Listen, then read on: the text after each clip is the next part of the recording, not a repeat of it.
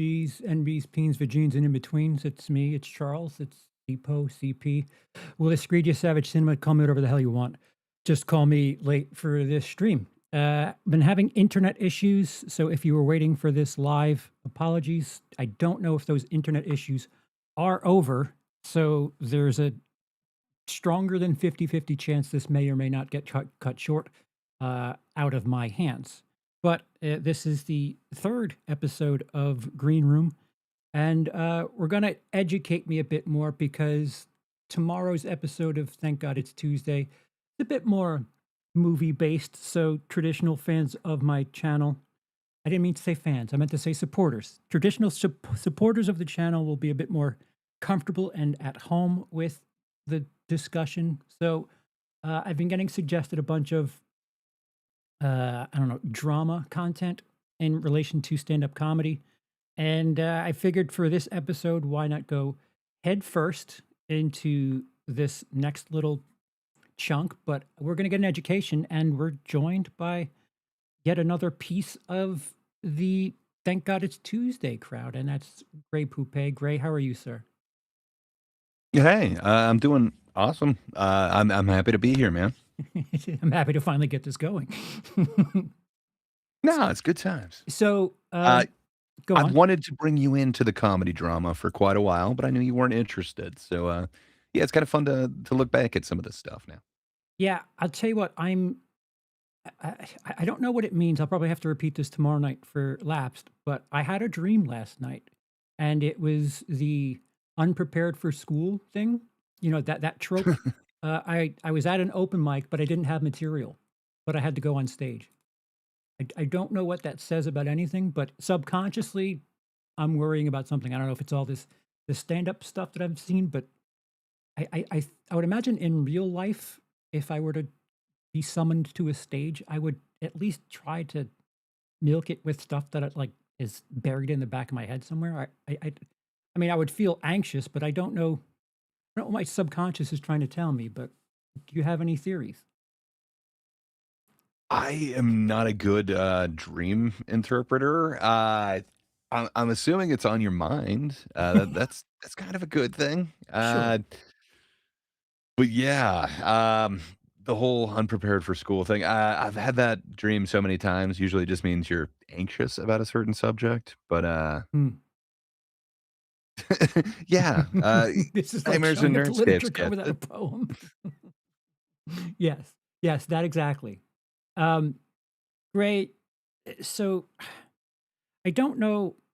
I don't know where I stand on these things. That I think I might be closer to the comedian side with some of these stand-up drama things that I've been.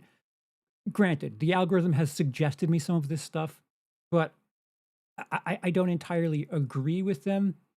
Gray, where do you sit on these? I don't know what they're called. Beige frequency, too lazy to try. Where do you stand on these half an hour long videos where they talk about drama within the stand up space? Yeah, I love it. I'm all for it. Most of the comedians, they watch them. Like, I don't know, they pretend that they don't, but, yeah, Joe Rogan just kinda crashed out on, the last episode with, Ahmad. Now I'm blanking on his last name, but, yeah, he was kinda talking about all these, different, kinda comedy drama channels. So it seems like even Rogan watches them. I Well, don't know.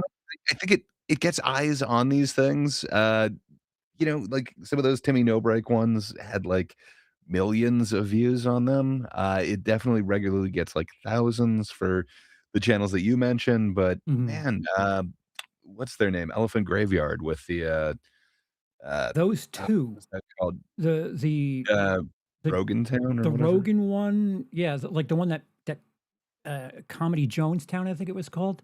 And then there was That's like the one. an hour and a half one about either there was one about Rogan and his recent special, and then there was one in 2025 about Comedy Jonestown, and well put I'm all together. for it, man. Yeah, I dig it. It gets some eyes out there. At least it gets some names kind of known, and it puts comedy kind of out there. sure, but As a fan of comedy, I don't think it's hurting comedy at I all.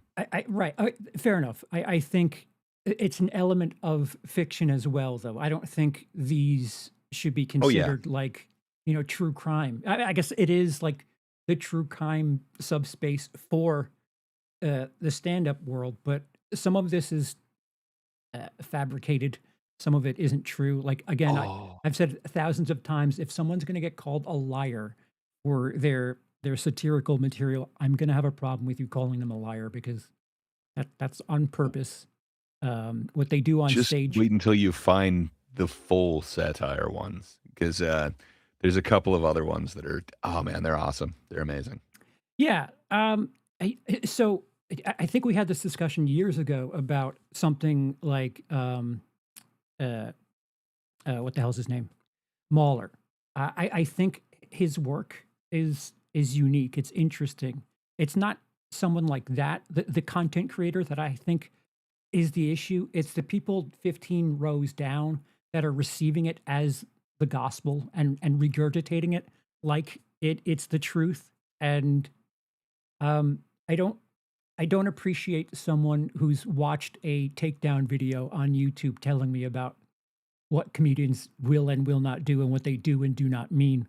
Um, Again, the worst 3% among us usually end up compromising at least 50% of us. But again, for the sake of entertainment, it's interesting. But I would kindly ask, to have some sort of barrier of protection. So you were giving me something of a slight dust up with Hans Kim, and apparently I don't have enough of the drama here. Apparently, there's tons of it. You brought up the fact that he was introduced at an interesting time. Um, Yeah. So they hadn't had a new regular added for quite some time. True, the pandemic happened, so they didn't add a regular during mhm. that time. But, yeah, Tony got canceled. I don't know if you remember his first cancellation. It was kinda weird. I'm sorry He if you makes get it canceled more than once, you didn't get canceled. I'm sorry. uh, It's not a real thing. he kind of did. Like, it kept making national news that, a venue had dropped him from a show, and then he had the second biggest, management in comedy, they dropped him, and then there was, like, 3 other places that dropped him, and then the venue that they were doing Kill Tony in dropped him, and then there was just a whole bunch of news, that then made the news again. So what happened is So is he doing better there was a now than he was comedian before? very much So he so wasn't now. Now canceled. he's with Was the not number canceled. 1 agency. He was not Well, at canceled then. that moment, he was canceled. It depends. Does a cancelization have to be permanent for it to be a cancel? When He I was canceled cancel for a moment. if I cancel my HBO, I can't watch HBO anymore. That's the way Well, until canceling you works. get a new subscription because they can't keep a good man But down, then and it's that's what I'm reinstated. saying. Why don't we announce about Well, people getting yeah. reinstated? I'm Well, I'm I sorry, I'm mean, pushing back they really hard. kind of do that on their victory lap Go ahead. tour. Go ahead. Please tell me Um about the hard times for Tony. So he had this dude who had been on Kill Tony before and had opened for him quite a few different times. It was this secret show. Oddly enough, a lot of these cancelizations are on a show that has secret in the name. But Secret Show is just Brian Redband's show where it's not announced who's going to be on there, and it's kind of just a chance for random comedians to come in and kind of work out some time. But you know that you're not getting like a touring comedian set. It's just the secret show. Mhm. So this guy named Pang Dang opened before, Tony, and Is he that was his real doing a name? bunch of yeah. Um, so it happened to be Asian Heritage Month, Of and, course. it was just past COVID time. I think this was 2021 or Oh. 2022. So, he was doing some COVID jokes, and then he brought up a bunch of, like, Asian inventions, and there was kind of the whole, like, Asian versus white thing in his thing, and Tony came out, full, blazing, but, guns blazing, but Mhm. he was, being the roast guy over the top. So he did call him the C slur, but it's not like he was doing it Oh. in anger. He was Rhymes doing with it as a bunch of stink, not not run. That's the one. Okay. Yeah, so, and then he kinda kept going on, and he was saying a bunch of offensive stuff, but it is the same kind of bits and premises that Pang Dang had in his thing, but when isolated in a clip, it just sounds super, super racist, mixed with his joking racism. So out of context, So it, that it looks awful. Yeah, in context, it doesn't look great, but it looks a lot better than out of context. So these clips started going viral. Tony has the theory that it was like the Chinese government or that Peng Dang was working with them because it first broke in China and then it broke over here for some reason. Mhm. And the same clips that were on Peng Dang's site his social media were the same ones that were on, like, the government releases from China. So I have no idea how that part went down, but, he lost his management, he stopped getting gigs booked, even at, Rogan's club, he was saying, "Hey," or sorry, this was just before the mothership, but it was the one that he was doing some business out of. He said, "Maybe you shouldn't show up for a couple days." So then the news reported he's being dropped from a whole bunch of other places. So in the place that they regularly do kill Tony and announced also to the news, we have broken all ties with him. He's not allowed here anymore. We don't allow hate here. So Ari Shafir then released the full set of Pang Dang and of Tony Hinchcliffe so that you could get the full context. That seemed to kind of calm things down a bit, and then he kind of rebuilt from there. But they then moved, Kill Tony to a different venue. I think it was, like, 2 weeks later or something like that. I think they either only took 1 week off or 2 weeks off. But in one of those next 2 shows, Hans Kim just happened to be one of the guys on there. He did pretty good. So they, I think, invited him to come back the next time, and then, they invited him to become a regular. So a lot of people think that he was kind of Coincidence. maybe, he was the right person at the right time, but, a lot of people have said, like, essentially, he wasn't bumped up for skills. They just needed somebody to kinda be a shield. I don't know that that's necessarily true, Yeah. and then they went to some weird stuff in the interviews, kinda, I think from, like, his 5th appearance on. It was, Tony would have a different lady from the crowd come up and make out with him. It's weird. So, like, he's had a bunch of different, Is it controversies. voluntary or does it feel Yeah, a they would little? ask, and then it turned out it was usually the strippers that were associated with the club that was having the show, but then, uh, also, if they went up and kissed him, apparently they didn't have to pay the house fees, like, usually you have to kind of rent your stage time or whatever. It was weird. It's a weird controversy. So, I thought maybe those were the 2 controversies that you were talking about, That's but some Me Too no, this stuff is right just there. about jokes. Yeah, so I don't Yeah. know, he's always had kind of a weird time, but even if, you don't think that he earned his spot there, man, I've seen him grow, throughout these shows because he was on there every single week, and, I I think he, definitely deserves his spot, but, okay, if it was out of convenience, man, he got a lot better, but, it wasn't like he was like, 2-month-old comedian or anything like that. So He had been doing comedy in New York for, like, 3 years you before said that. this is about jokes, but from what I understand, this first video we're going to react to is Hans Kim versus Rick Diaz, New Year's Eve battle.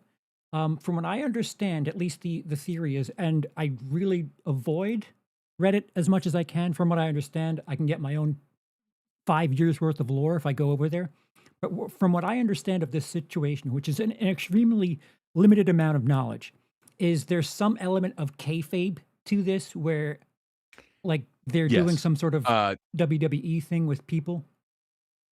100%. Okay. Um, So this isn't entirely about jokes because from what I understand, this this battle we're about to watch is a bit more cut and dry than the results dictate. I think so, Okay. but yeah, there's definitely so there's just some kind of fake animosity. They were just kinda 2 regulars. I think, Rick Diaz only, had a golden ticket, so I think he could only come in, when he was in town where Hans was a regular, so I think he wanted to, challenge Hans for the regularship. Mhm. So the whole thing of like do comedians get to challenge each other for like a spot or whatever? Like it Yeah. is that whole wrestling thing that Dude, that Tony stuff, I loves. don't There is a lot of kayfabe. that stuff is unappealing to me. Like, I don't like the idea of battling for like, I get it. I get Eh, there's probably an element of, something behind the scenes. Like, if anything, I'd probably like to be like a Barry Horowitz. I don't know if you're familiar with that name, it's but fun. he's I something of he am. was a jobber, another term that is well-versed in the wrestling universe. But I'd like to win one that I'm not supposed to, but just keep losing. Uh, sounds like marching band. I wanna be first tuba. Um, so so, we'll watch the I don't know, the battle in question, and then maybe you can fill us in over that.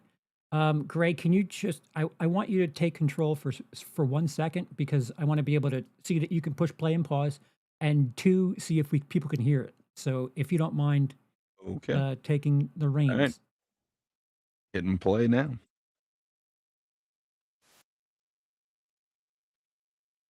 Okay, pause it. Okay, did you guys hear that? Because that would be awesome if you did, but if you didn't, here we go again. No sound. No sound. Awesome. I'm a big fan of this. Big Perfect. fan, big Uh, fan. it was a great build up to that. So scale it back Uh, again and then just hit it over again? all right, let's take 2.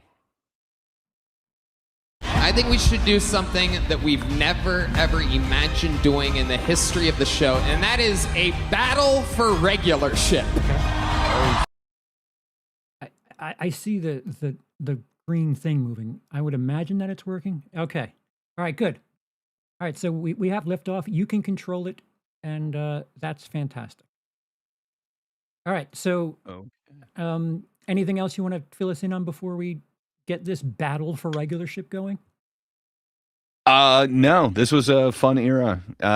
It How old is felt this? like 2 years maybe. Oh, okay. Hans hasn't been on for quite a while. He's sporadic now. Hmm. He has moved on. Yeah, from what I understand, and again, limited understanding, his while coming across these videos to pluck and put in here, his internet presence isn't that strong. Me on a good day can match Hans Kim, and I'm talking about me. My movie content can probably match up to his whatever his stand-up content is on YouTube. I'm not trying to say anything negatively about him or whatever, but I would assume that Kill Tony bump would have put him a bit higher than me. And I'm not trying to gloat or anything. I'm just trying to say that I don't know. Relatively speaking, my subscriber count for whatever the fuck it is you call this is kind of comparable to whatever it is he is in the stand-up universe. Yes, no? Well, he's way above me. So he's got So that going for I, him. we had this discussion offline. Cody, Sean, those are people that are, as far as movie YouTube is concerned, they are a far bigger deal than any Kill Tony regular, not only on stand up, but also on the internet. I heard him say in the podcast that he makes 300K a year. I that that Oh certainly yeah. sounds possible. I'm Um, guessing most of that's from actual gigs. right, So he is definitely a headliner now, right. which good So for him. right again. So relatively speaking, the I don't know the fame, the watch time doesn't make sense. But again, I was a working comedian, but no one heard of me. Um, so like I don't think it translates very well. But another thing is I don't know like Timmy No Breaks a couple of million views on TikTok. I don't know what that translates to in the real world, but there's some sort of disconnect between clubs, headlining clubs, and what it translates to online. Like you could be a big deal on TikTok and like not really be doing shit in person. Like there's a bit of a difference for someone who's on their couch scrolling through shit on their phone and leaving their house to see you at a club and having to sit with other people. whatever the hell that's worth. I don't know if I'm making any declaration one way or another, but the point is Hans Kim, at least at this moment, this last week that I was checking, isn't exactly um, as big a deal as I would have expected a Kill Tony regular to be, is I guess the summary of what I was trying to say. Uh, Yeah, I, I hear what you're saying. Nightmares and Nerdscape says I would posit those are two completely different audiences. I would agree with that, and I'm not trying to like again I'm not trying to like pump anyone's air or anything. I'm just trying to make a point of relatively speaking, I was expecting him to be a bit bigger a deal than he is. Does that make sense? Again, I'm genuinely not trying to throw shade, but it sounds like I Kind am. of. So when he first started getting into Kill Tony, it wasn't exactly what it is now. Okay. Um, so like him and David Lucas were, so he was the first regular to be added post COVID, and it really ramped up from there. And he was just getting out about the time that the Netflix deals and stuff So started. So wait, almost everybody who's starting now got a little bit bigger. It probably has more of a bump for them, was including like social media. was Kill Tony big before the Brady roast, or has Kill Tony experienced a bump after that Tom Brady roast? Oh, that definitely gave it a huge bump. Okay. More people knew who he was, but man, he's just been grinding at this. I think it's like over 14 years now. I think He's just been killing it. is it fair to say that the Kill Tony, like that universe, is the water that raises all boats? Like, even if you're Um, small, if as long as Kill Tony gets better, you're at least getting some sort of substantial, noticeable difference. Not quite to the level of Tony Hinchcliffe, but because the show gets bigger, you're getting a little bit more noticed. Is that a fair assessment? I think so. Okay. I know. So both Keegan Carmichael and Timmy No Breaks, they went very viral. I don't think I've seen William Montgomery or Hans Kim go like viral or anything like that Okay, that's interesting. because they were kind of there as it was going Hmm. big. But I think it would have gone more viral before. Um, or sorry, if they were to do what they did before now. Excuse me. I kind of smashed Okay. two thoughts. Yeah, no, it's fine. I smashed 7 at the same time. Yeah, there's something about like uh, a TikTok comedian not being like you can get mega viral on a 50-second clip, but that doesn't mean you have 45 minutes ready. And I think we've experienced that a couple of times with some things that we've watched where someone has a really funny minute 20 bit that is on YouTube Shorts and TikTok, but man, they don't have 20 minutes yet. Which there's, I think times are different where you needed to put together a tight 10 and work up to your half an hour, then your 45 minutes. And like that was like the culmination of things. Now it's, you can kind of backdoor things, have a really funny joke that gets like mega viral, and you'll get some spots that perhaps you aren't ready for. And I don't know if that's good or not, but it just shows that you can have a strong couple of minutes, but you aren't a fully fleshed out feature. Even I won't even say headliner. Do you disagree Well, with that's that, Gray? no, not at Okay. all. And that's kind of what this show did to a bunch of Okay. them.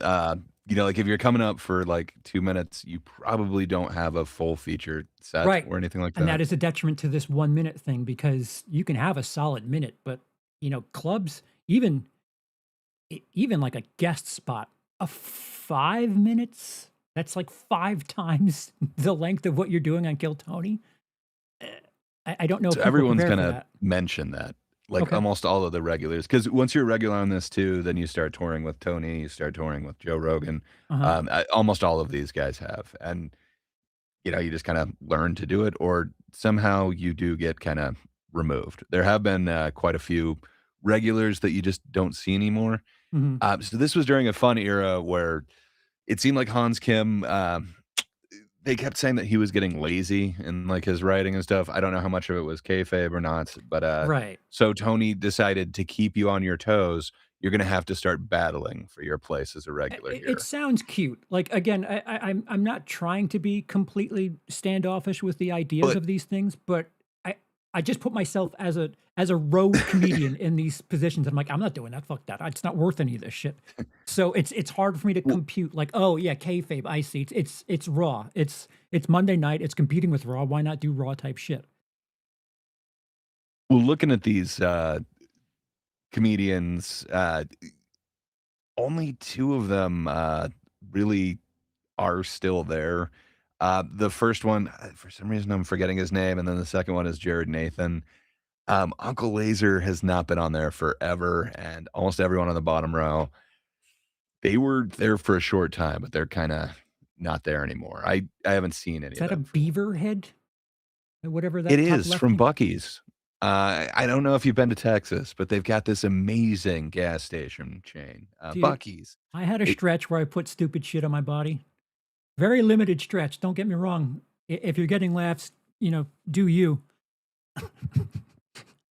I just feel so uncomfortable when well, I don't know. I don't know what that, if their material is just strictly based on having a Bucky head, then so be it. But as someone who's worn Mickey Mouse gloves for no apparent reason, just to get people thinking weird shit, I both cringe and have respect. Yeah, They dude, stood out, man. sure. And that's the thing. Prior to the internet, prior to social media, it's like, hey, if they won't remember my name, they'll remember me as the Mickey Mouse gloves guy. Stupid fucking thing to think, but that's what I was doing at a pocket of my career. If you want to go ahead with this, I'm intrigued to see Sure. this set. But do keep in mind, at some point, we're probably going to have to talk about the guy in the upper right-hand corner. He goes by the name of Uncle Laser. Okay. So just so you know, one day we'll Okay. have to talk about him. I'm not against it. I'm open to it. Oh, and to have been now it's like Kill Bill, but I think Brady you're Bunch. gonna, yeah. I think I might have stopped this prematurely, but I think we might see all of these as Hans might have won all of these. Oh, okay. One more challenge. Diaz. Isn't there a clip to that? I mean, probably not. That was something of a clam on that on that last guitar there. It's yeah. But yeah, I think you would dig Rick D's. He's got a super deadpan delivery, and Okay. man, it is just jokes, and they're Okay. all one-liners. But he comes with the heat. So, So, I oh Gray, yes, with what you know of me, who will I think is funnier? Because I'm assuming you've seen this set. Rick D's. Okay. Okay. I'm assuming Rick D's. And this is Rick but D's, the guy who's wearing a fuck Rick D's shirt? indeed, Okay. that's D's. Okay. Yeah, man, he's got a certain type of delivery. If you hate it, you might hate this guy, but it works for me. Okay.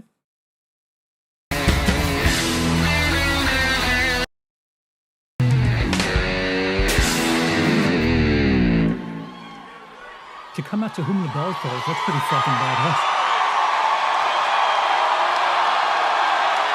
I just had that open.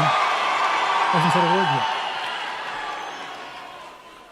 I went to a club and a lady slipped some pills in my drink. Vitamin D and iron.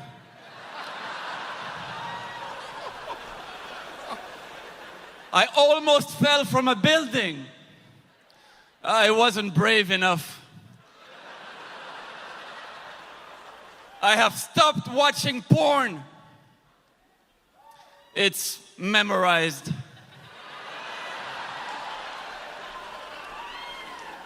I went to donate blood, and apparently you're not supposed to bring it in your own plastic bag. I have a little cat, and when I lay down on my couch, he comes and cuddles me, and sometimes he jumps right on my balls. It's so painful. It took me 6 months to train him. It's good timing. Over the course of a lifetime, the average human being takes 800 million decisions. 800 million decisions! So of course we're gonna take a few bad ones. And that's how I get laid. Thank you very much. All right, 1:17. Ladies and gentlemen, the guy. Yeah. So that's So I gotta the be honest. winning set is what we're calling it. Well, so I didn't remember exactly which jokes he did for this set. Okay.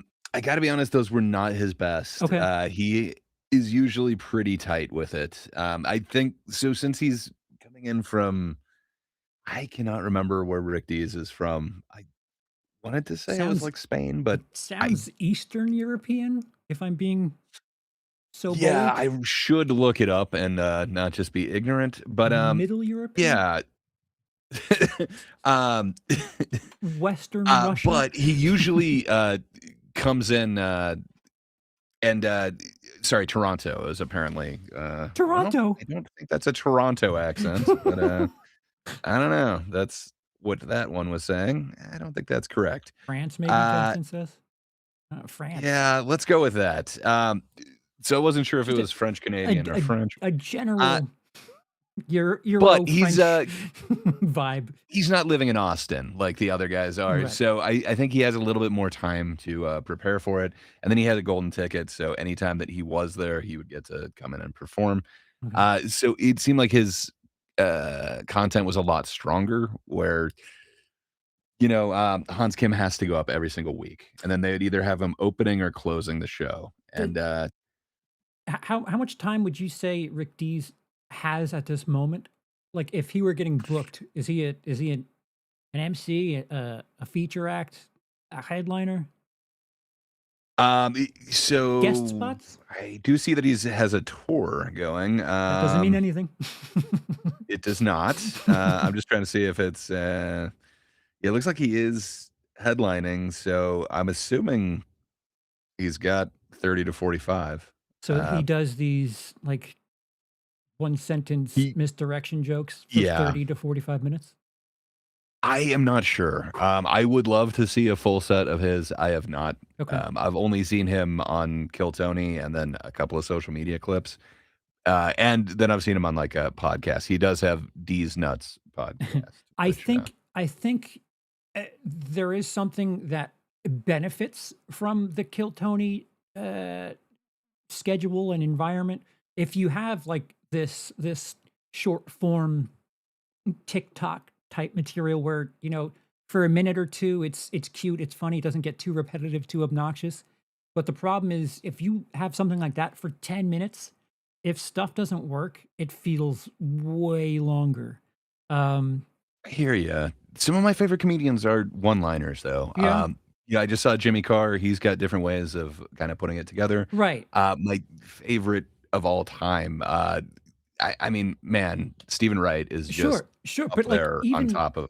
even Dangerfield managed to like paint some sort of picture outside of the one-liners. Like Mhm, he carved something that for sure. that made it feel a little bit longer. I'm not trying to take anything away from this, but I feel like this type of act is stronger in a 1 minute environment than someone who's got to get a story out. For You sure. have a minute. You got to get there. So this is a bit Well, more and of an then they advantage. do have the yeah. And then they would go to the interviews, and one of Rick Dees's things is he would do a lot of those one lines in the interview as well. Mhm. So it kind of worked where for a lot of people when they're doing material in the interview, it really doesn't work. Mhm. He was able to slip it in there quite well, and man, he is just so self-deprecating with these one-liners, and just they are kind of dark, and it's usually a bit of a twist, just an unexpected outcome from it. I like his brand of comedy, but I got to be honest, that's not the strongest set. Mm. But usually he would put on a much better show than that. Okay. I would have had money on him going into this over Hans, but Okay. we'll see what Hans's minute is like. Could Kato Tato 2, what's your most anticipated movie of 2026? It's got to be Nolan. Anytime Nolan does something, I'm there. Gray, what about you? What's your most Coen anticipated? Brothers did it better. Good question. I think Didn't expect to talk about movies today, I don't did know. you? I'm looking at my list. Scary Movie 6 is one of them that I'm really kind of interested in if they're actually going to do it correctly. Okay. But the one that really interests me right now is that weird one, Digger. Man, with yeah, I went a little bit of a hard R on that Mm-hmm. one, but you know, it's Tom Cruise and it's a bit off. Yeah. So I'm excited for that. I've got stuff for every month. Yeah. I to see the now I'm blanking on his name, the Sam Raimi one, Send Help or whatever. Yeah. That That's coming out like this week. yeah, I think so. Yeah. I Racist. like the first one in February. Good So luck. Have there's a fun. ton of Don't die looks interesting too. I love me yeah. some Mr. Rockwell there, and considering that it's Gore Verbinski, I'm That ready. one looks awesome. Yeah. Yeah, and I've heard nothing but good things about Mm-hmm. that one. I haven't heard one bit of criticism. Right. So, yeah, man, I'm excited for a ton of them. 2026 seems stacked. I was excited for Silent Hill, and then I've heard nothing good about that one. Yeah. So I'll be skipping it for a while. And Adam says, I'll raise Cato Tato's question. What is your most anticipated game of 2026? Requiem, I'm guessing. Um, yes, it seems like Requiem is definitely coming out in just a month. But I've been waiting for a couple of years for something that is still supposed to come out this calendar year. For now, what we know is coming is Requiem. But if GTA 6 comes, I've been waiting for years on that. Gray, do you have any game that comes out this year that you're kind of looking forward to? Not especially. No, I've It's okay been to be kind of boring. out of it It's and just fine. going back to retro ones. Just be Yeah, boring. It's fine. All that's right. where I'm at. I'm catching up on Alien games, man. Nice. All right. So let's see Hans Kim. I would think the Yeah. bar is pretty medium, if not low, to beat. Yeah, I think he can hop over this one. Okay. Guy who has started the show for years. When we found him, he was in his van doing the worst open mics you can fucking imagine. Now he adds shows every weekend. Probably almost a millionaire. Oh my God. Listen to this arena. 60 seconds uninterrupted. This is Hans Kim.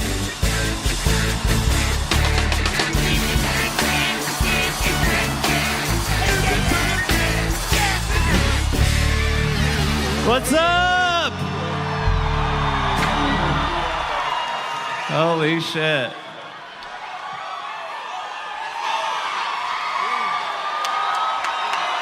Yeah. Some warm crowds. Let's fuck this immigrant up. It's funny because You know, a lot of people nowadays are saying that squirting is just pee. Fuck that bullshit. I think peeing is just squirting. I caught my girlfriend squirting in the toilet the other day. I was like, you slut. For a toilet? It's because it's white, isn't it? I think it's crazy that if you fuck a girl good enough, she squirts. That's like if you kiss a dude good enough and he started puking. You know, a lot of women feel safe around me. Hello? I don't think it's because I can fight off a rapist, but because I can ruin the vibes of a rape.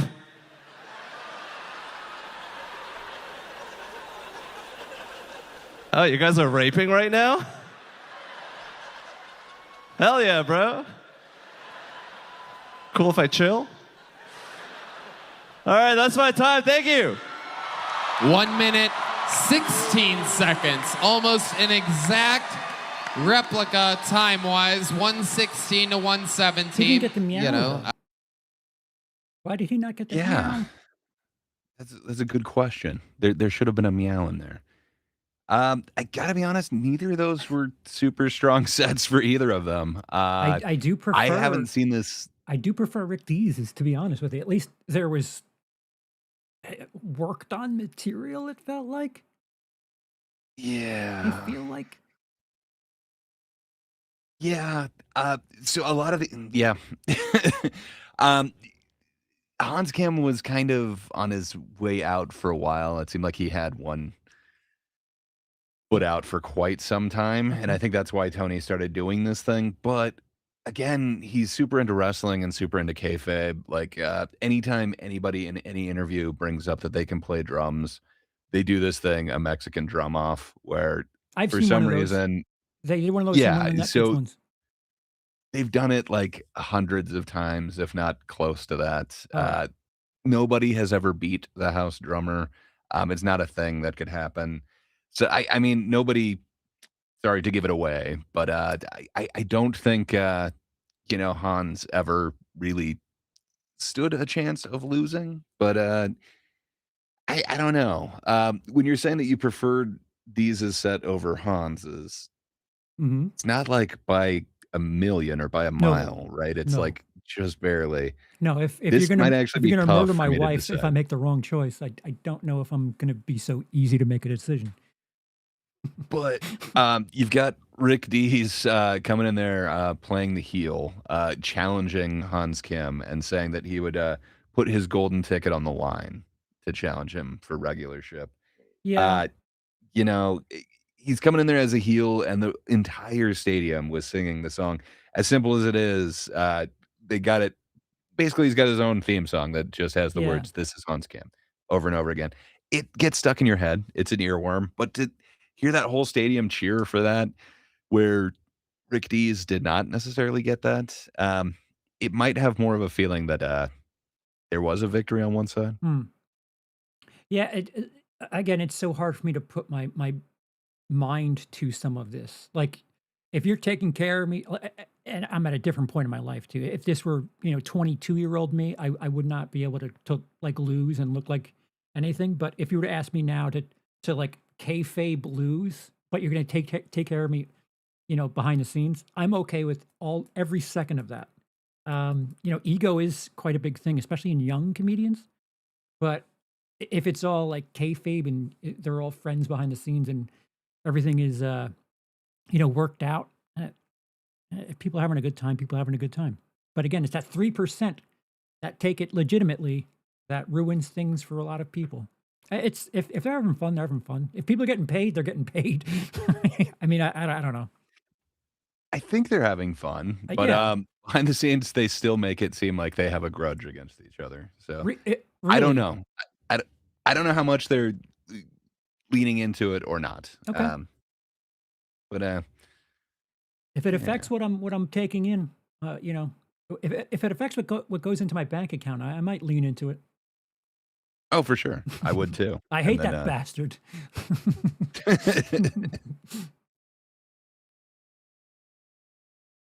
all right, should we keep going? Indeed. Okay. I will be right back. I'm hearing it. Just Okay. glider issue. Be Sure. right back. Either Rick is going to start to sell out comedy clubs, or Hans is going to be doing giant theaters All right. next year. So yes, the All right, stakes. honest vote Well, I mean, in that 1 minute. Honest? I don't know if it's a. All right. I mean, I gotta my vote. Do I actually have to vote? I don't know if you. I'm looking at this as more of like commentary. All right. Commentary. Rick's got the longest forearms I've ever seen. There you go. So that's what I'll go with. Rick's. I think part of like the kayfabe element of this too gets played into every single time Tony brings up a comedian and says it's one of the best comedians touring today. A lot of that happens all over the place. It's a lot of a showy way of describing things. So I guess if that's part of the story is to just sing everything up and control the narrative despite whatever it is you think you're seeing, fine. Got long. But who got forearms. more laughs in that 1 minute? It's not who do I think. Yeah, who? All right, I guess we'll see. We'll see. All right. Rick. Okay. Shane says Rick Diaz. Matt McCusker. Things are heating up, ladies and gentlemen. The energy is It was close. It was very close. But I surely thought the muscles from Brussels brought the heat. Oh my God. Oh my God. Oh my God. It all comes down to the audience. Don't do that, Rick. Don't fuck it up. Hans is a man of the people. The third most performances in the history of the show. An incredible story arc we've seen before. Rick Diaz, out of nowhere, wins a golden ticket immediately, first time on the show, and goes for regularship. This is that moment. We'll go in order of when they performed. This is it. How many of you have Rick Diaz winning this?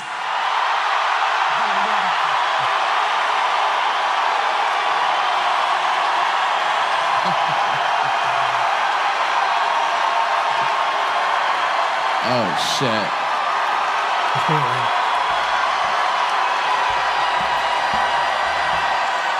Okay, okay. Stop. Tell you this sound. Stop. How many hertz? The audio. This is that moment. How many of you have Hans Kim winning? Different frequencies. Hans Kim. This is Hans Kim. This is Hans Kim. This is Hans Kim. This is Hans Kim. This is Hans Kim. That was Hans Kim. Oh my God. The music Yeah. kind of affects the audio, no? Yeah, and it doesn't seem like they mic'd up the audience that well. I mean, it is a stadium, so it's hard to do that. But You can, but even when they had the Hans Kim song before, you Mhm. could barely hear the entire audience singing "This is Hans Kim," where Dude. they clearly were. I watch like the baseball playoffs, and they'll have like this thing where they tell you how loud the fucking stadium's getting. It's like Mhm. $100. You could have got one of those for Oh this. yeah, yeah, I've decibel meter. I've lost a crowd vote thing to a comedian who brought the crowd, and it was close enough that they had to Yeah. vote 3 times, and to win over that comedian's crowd is more than enough. But I'm forever scarred by shit like this because I don't. The fact that the audience vote was close, you call that a wash. You take the panel, and it's Rick's, right? Because the panel voted unanimously for Rick, Yeah. right? It seemed like it. I guess Tony got to be the good guy. He didn't have to vote for either. I guess he's pulling for Hans, the regular. Hmm. But yeah. I Yeah. mean, you got to remember, it's kind of what they're doing with the drum offs. It's kind of what they're doing with all of their other things. Nobody usually beats the house. Well, It's very You know what rare. makes it funny is if you have it very clearly, the crowd voted for one person, but the other person wins. Then it's funny, where it's like, oh, wait, what? I have ears, Yeah. and very clearly the other person won. When did stand-up Well, comedy turn to Wild 'N Out?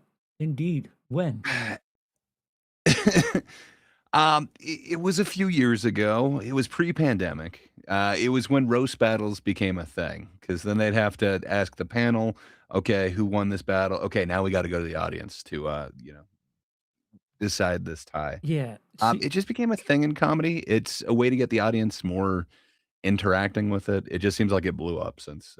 dude, me that in my phrase. 20s would have been all over this shit, and I like would have taken it very seriously, no matter how kayfabe it is. Like I would have like put everything on the line for shit like this. It's like I'm dumb. I can, as a grown up or something like that, say that this shit is not fun to experience, even if it's fake or not. Having a crowd cheer essentially against you is just that's not what comedy's supposed to be. Getcha, but you're in Yeah, a but stadium. You get to be up in front of a stadium, and you get them cheering your name or booing you, and you get to do the wrestling promos beforehand. Ri- I'm gonna destroy Hans Kim on the stage right. and Me whatever arena it today, is. me today is okay with that. Me at 22, who's like really trying to prove that I belong, probably can't handle that the same way. I see that. I see Oh, I would the have been all allure. over it. It It would have sucked. At I would have 22, lost. But I would have at been all over 22, it. you would have been like, yeah, let's get this I shit going. think so. I was an idiot at 22. Yeah, I was willing to get likewise. on the stage. Yeah, so I don't know. I am pretty sure I would have tried. I would have been one of those people who crashed and burned, and it's like, hey, check out these epic bombs on Hill Tony. Like that, I wouldn't have done good. I wouldn't have made it up to where Rick Dees did.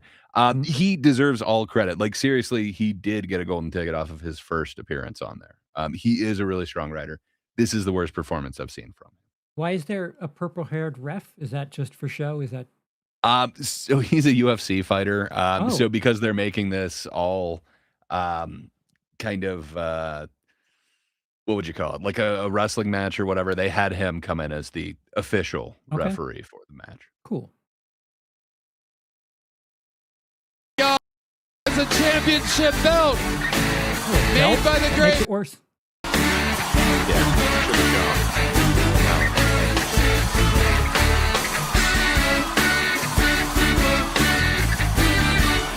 Sugar Sean, you want to award him? Give him the word. And new.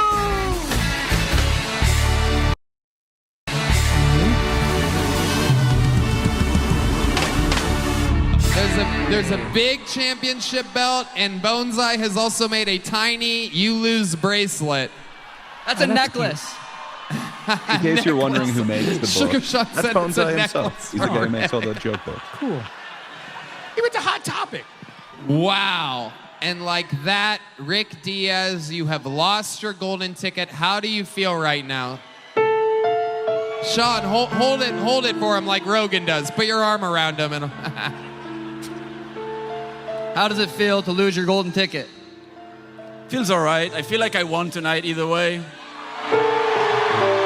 I love that. I love this fucking show. Thank you for having me. Thank you for the opportunity. I love Hans either way. He thinks I hate it, but I don't. Bye. Boring. Go back to your fucking Instagram. Bye.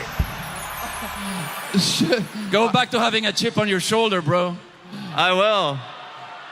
Sugar, I I have could a have great roasted chip. you all night. Sugar, hit the winner, Hans Kim with it. With the, yep.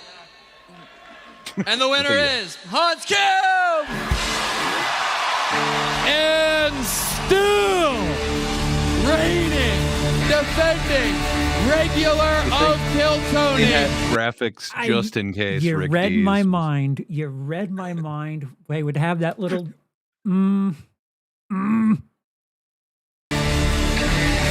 Hans Kim.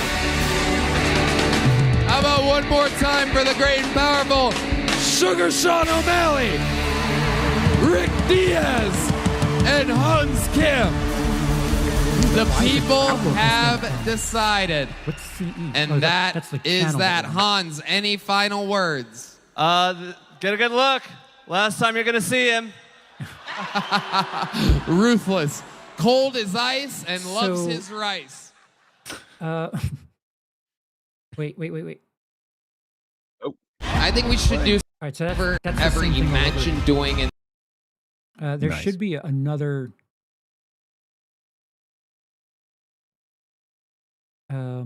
That should be the next video Oh, that I he's just done. clicked on. Yeah. Okay. Hans Kim went from a rising to his Okay. own fall. Wait. Hans Please Kim went. stop. Thank you. 234,000 followers. Jesus. Okay. Yeah. So the Rick Diaz guy, did he have to leave the country for immigration purposes?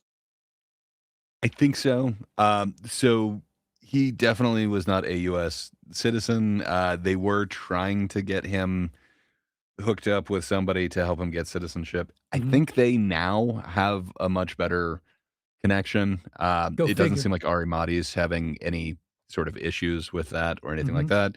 I think he is absolutely blowing up in every single way, which Ari Mahdi is great. I think he is on a different level. It seems like it's much more audience friendly. Yeah. From what I but- understand, with my intimate knowledge and experience with immigration, being an entertainer is a bit of a shorter commute to citizenship because it's there's a term for it, there's another word for it, but it's like special talent or something. I don't know what the terminology is, but if you bust your ass enough as an entertainer, there's something of a shortcut to at least get a working visa. Because Yeah. like, how do you categorize like what value you have to society if you're just fucking making people laugh on a Friday night? Um, I would say that that would be a nice scripted way to have him leave. If like he loses, but then he goes back, it's just a nice clean way to say, okay, we're not going to see him for a while. Like it feels very So television show, writing someone off. for sure. And that might have been what was going on behind the scenes, but he seemed to fly in quite a bit because he would fly in kind of just for these Kill Tony appearances.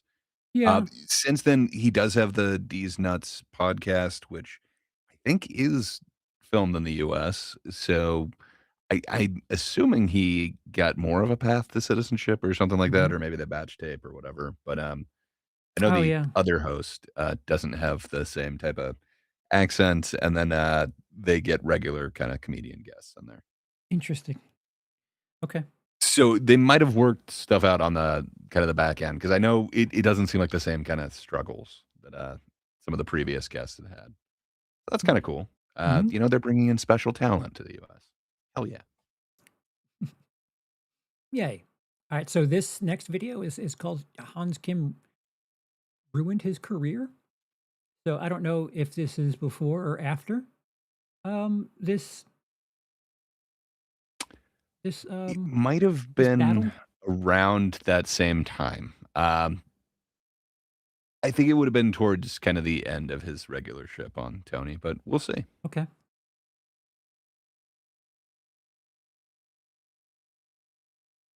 Mm.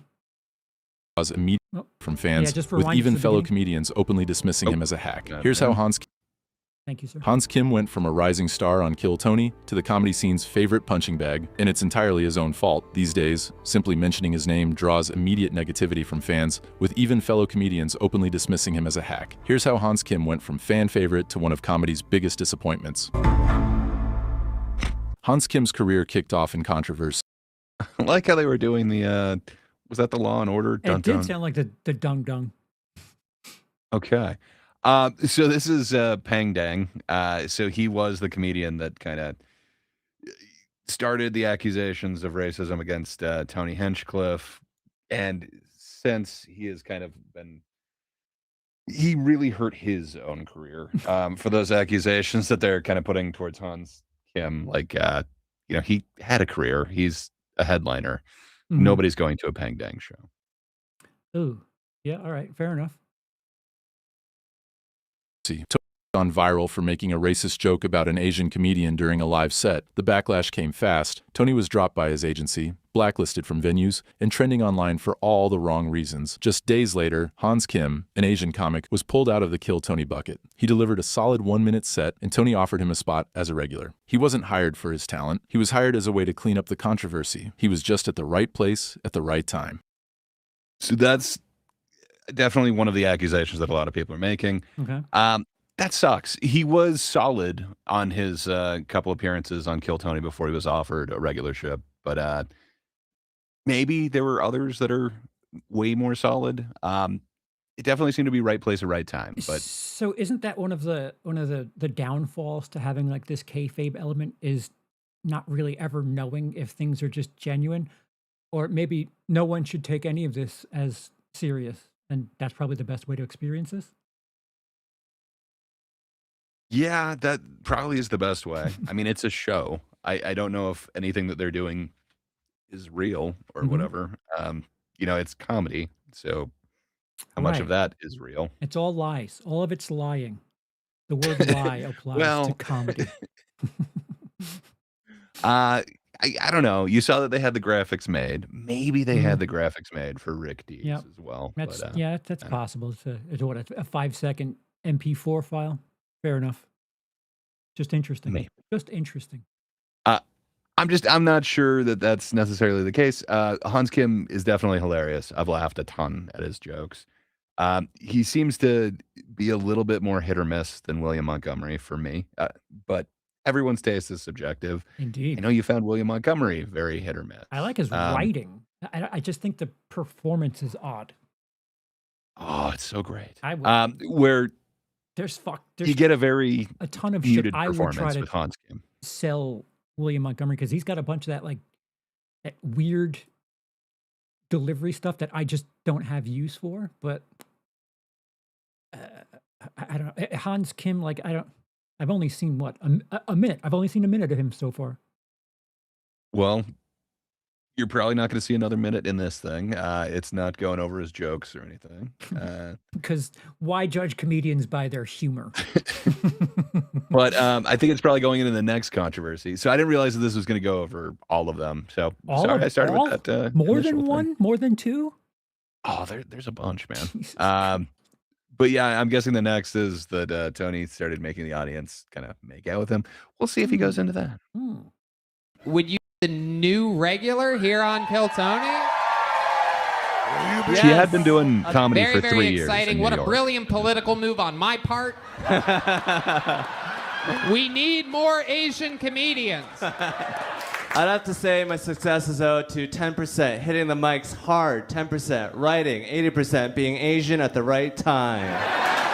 But to his credit, Hans quickly funny. began earning respect from the crowd. His awkward charm and commitment to being open made him stand out. He didn't just rely on the controversy. He looked like someone who could earn his spot for real. But it didn't last. He turned into a complete loser, obsessed with the lifestyle of a comedian rather than actually writing jokes. Love it. How's the writing process been? Like, Yeah, so I don't know that they're necessarily going to prove this. Same thing with like, just saying that line, so you think that he honestly believes that it's 80% just that he's Asian.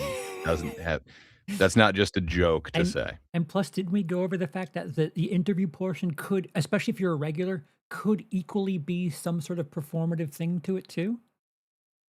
They always are. So asking about his writing couldn't be straightforward now, could it? Is it possible that it's a way to get a laugh in? I would think so. They do talk regularly, and he did at this time open for Tony. So I'm pretty sure he's asking him about the writing. Yeah, if I were Tony, I wouldn't have someone that I don't trust opening for me. That's for fucking certain. Yeah. I don't think it's like what's the Byron Allen show with the like worst setups ever. I don't think it's that where he's like, hey, you said you had a bit about writing. Ugh. Yeah, no. I don't think it's anything like that, but I don't know. I'm not sure if they prepare anything for these, but I'm not sure his answer to so have you been focusing on writing is going to be like his honest take on anything. Okay. Going. It's been good. Honestly, I should write more, but it's like so hard because Austin is such a party all the time. Like I've had more fun here just partying. Have you been off the drugs? Yes. Really? A little bit, yes. A little bit, yes. Hold on. Wait. Stop the music. You've been off the drugs a little bit, yes. So what does that mean? What are you doing? I've been sticking with weed a lot. Oh, that's no. We have no problem with weed here. How many little key bumps of blow have you done in the past week? I did a little nasal cocaine with watery cocaine. And I heard, I guess I left, but I heard Hans puked in 5 different places in Vulcan that night. In the trash can. Let's talk about the other 4 places. Was that true? Were there multiple places? I puked in the sink in that bathroom. I puked on the sidewalk. Tony's relentless hype initially helped Hans, but it quickly created unrealistic expectations. For a while, the hype made people overlook how weak the material was. But as the pressure to stay interesting grew, so did the gimmicks. But it would be nice if he kind of showed like weak jokes or gave like a percentage of his jokes that were weak. Yeah. Comedians? He's writing new material each week, and it doesn't seem like he has much of a chance to go up to mics. I guess he is like opening for them. So you've got your prepared chunk, and then this is kind of his chance to do new material.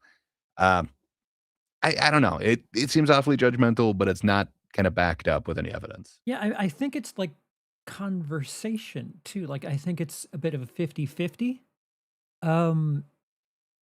If they're hanging out together, getting shit-faced and puking, it's a funny story. Perhaps it's an opening to, capitalize on something that's an abnormal story. But I don't know what this person who's made this video thinks writing is like, where like you're on stage a total of 3 hours over the course of a weekend, and you're writing 6 days a week. I don't know any comedian that treats it like that. So uh, I don't like. I need to know what the proper way to handle life is as a comedian when you're supposed to be writing, because Don't you understand? He put the security camera overlay on this, so clearly you should believe him that Hans doesn't write.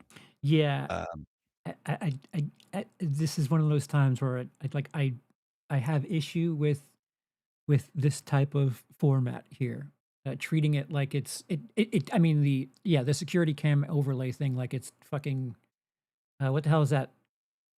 I forgot what the channel name is, but yeah, it's true crime shit. This is just comedy. I think you're going a little too hard with this shit. That CCTV footage is damning. It is. I mean, it tells you the time. The time code is right there, and that's camera 4. If you got stuck on camera 4 there, bad news. yeah, yeah. It's sinister. Don't you understand? This is when the moment came. Okay. Not sure what moment it is, but okay. So he wasn't writing. He was doing drugs. Now the moment came. And again, That changed everything. Tony asked the crowd if someone wanted to come, and just like that, the infamous kissing arc began. arcs, Yeah. gimmicks. Here with a brand new minute, it's And with Hans the Kim, ta-ta. everyone. Here we go. So it did go on way too long, and most of these were actually strippers, Yeah, oddly enough, that their were their uh, shapes are rather similar. yeah. I mean, I guess the club was giving them discounts so they didn't have to pay for stage time if they would come up and do this, which seems weird. That is, yeah. Um, That's but the part I have an issue with, if every anything. it seemed like for weeks on end, it was definitely months. Every show during Hans Kim's part, they would ask the crowd, "Is there anyone out there who wants to kiss Hans Kim?" And it always seemed weird, and it was just after COVID. And then they made T-shirts that they would give Oh, out to ladies that had "I kissed Hans Kim" on it. They're gonna get into it, I'm sure, but okay, it's just during the interview part. He was still doing 1 minute before each of these. okay. It's just a gimmick for the interview, essentially. And it seemed like Tony was pushing it more than Hans, Mhm. but at some point it got kind of creepy where Hans would go in a second time during the interview. It was weird. All right. White girl out there that wants to kiss Hans Kim. Did he say white girl? Yeah. What's up, guys? It's Hans Kim here. I make out Tony with a did different girl. mention. I can't remember if it's the. Hans mentioned it before, and that's why Tony's repeating it. Okay. But yes, he did say white girl. Let me kill Tony. Come watch Kill Tony.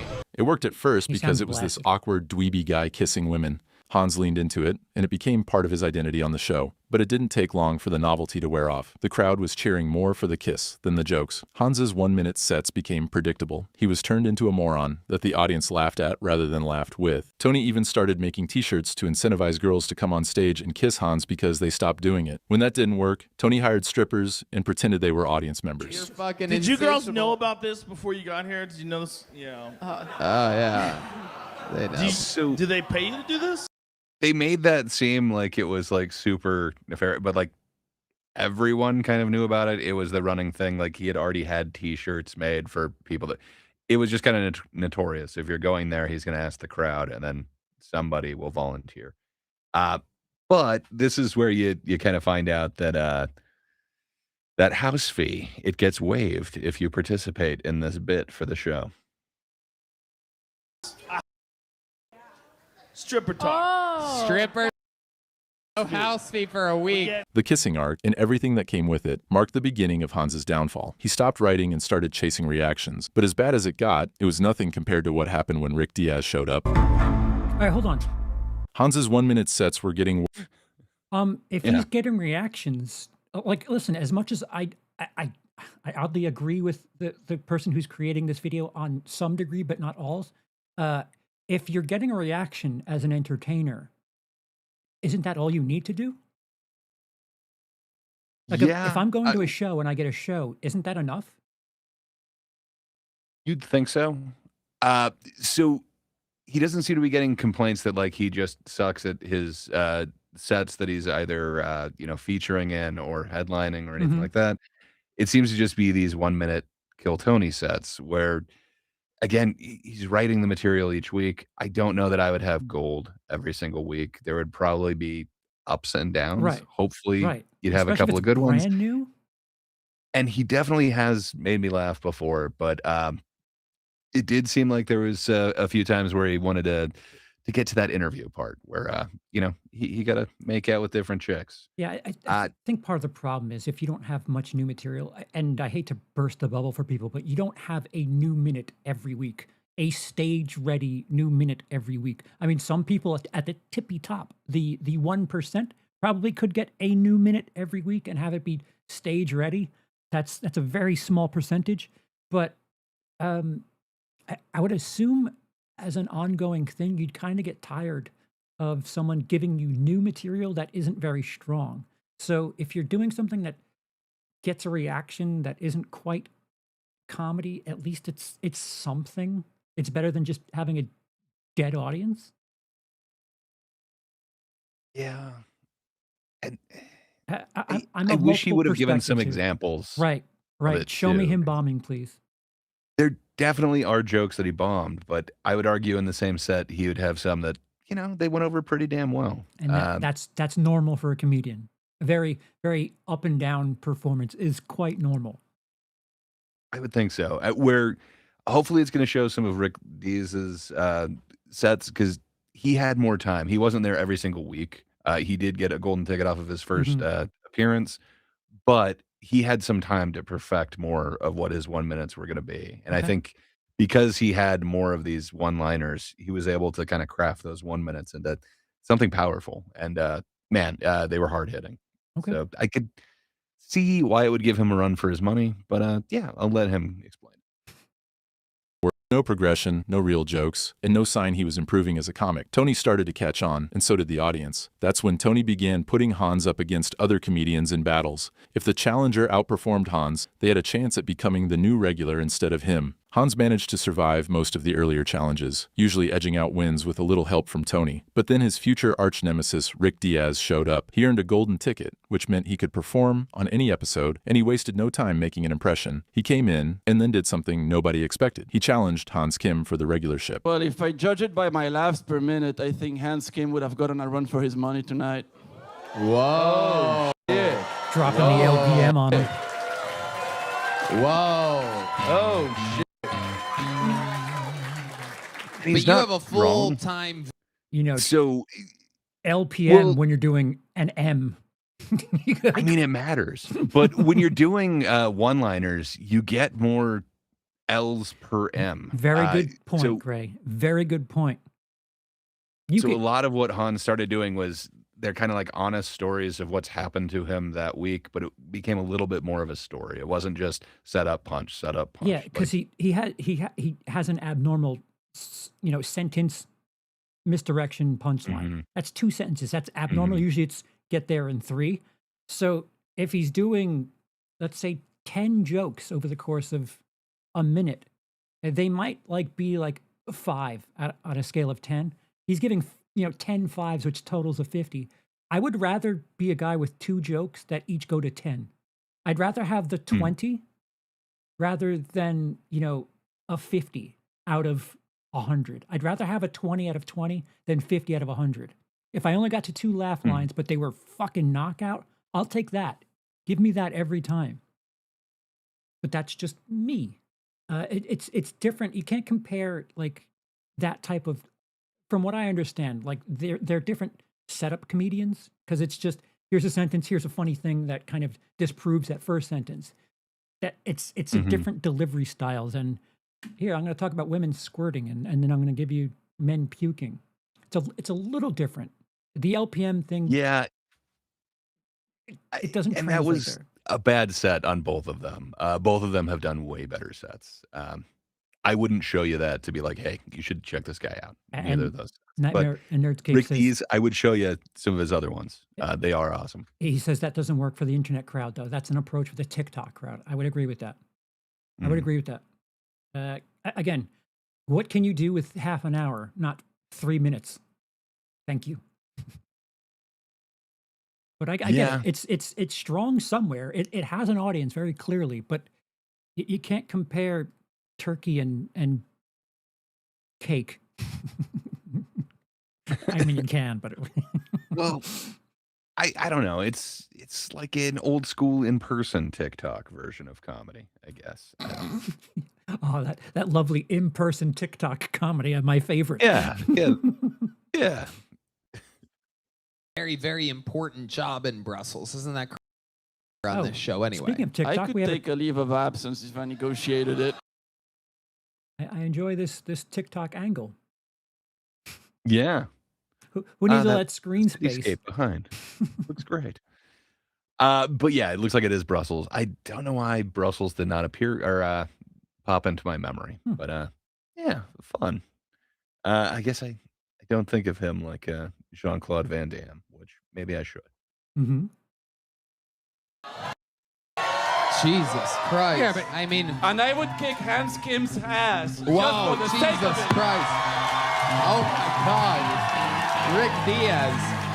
Well, Rick, Hans isn't up for a challenge I this week because know. he had I one know. this week. Not but, tonight anyway, but I soon. had no idea you were interested in such a thing. But I mean, you're a golden ticket winner. You have a spot on the show no matter what. But it seems like you. I feel like you're protecting him.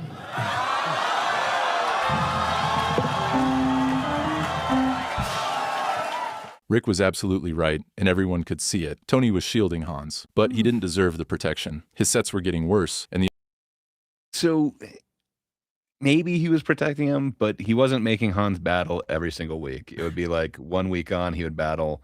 I can't remember if he let him not perform at all the next week, but he would get to come back at least one more time before he had to battle again. This is So taking you got to it kind of like work it very out. seriously, and I It is, I cannot which is respect the game here. I'm sorry.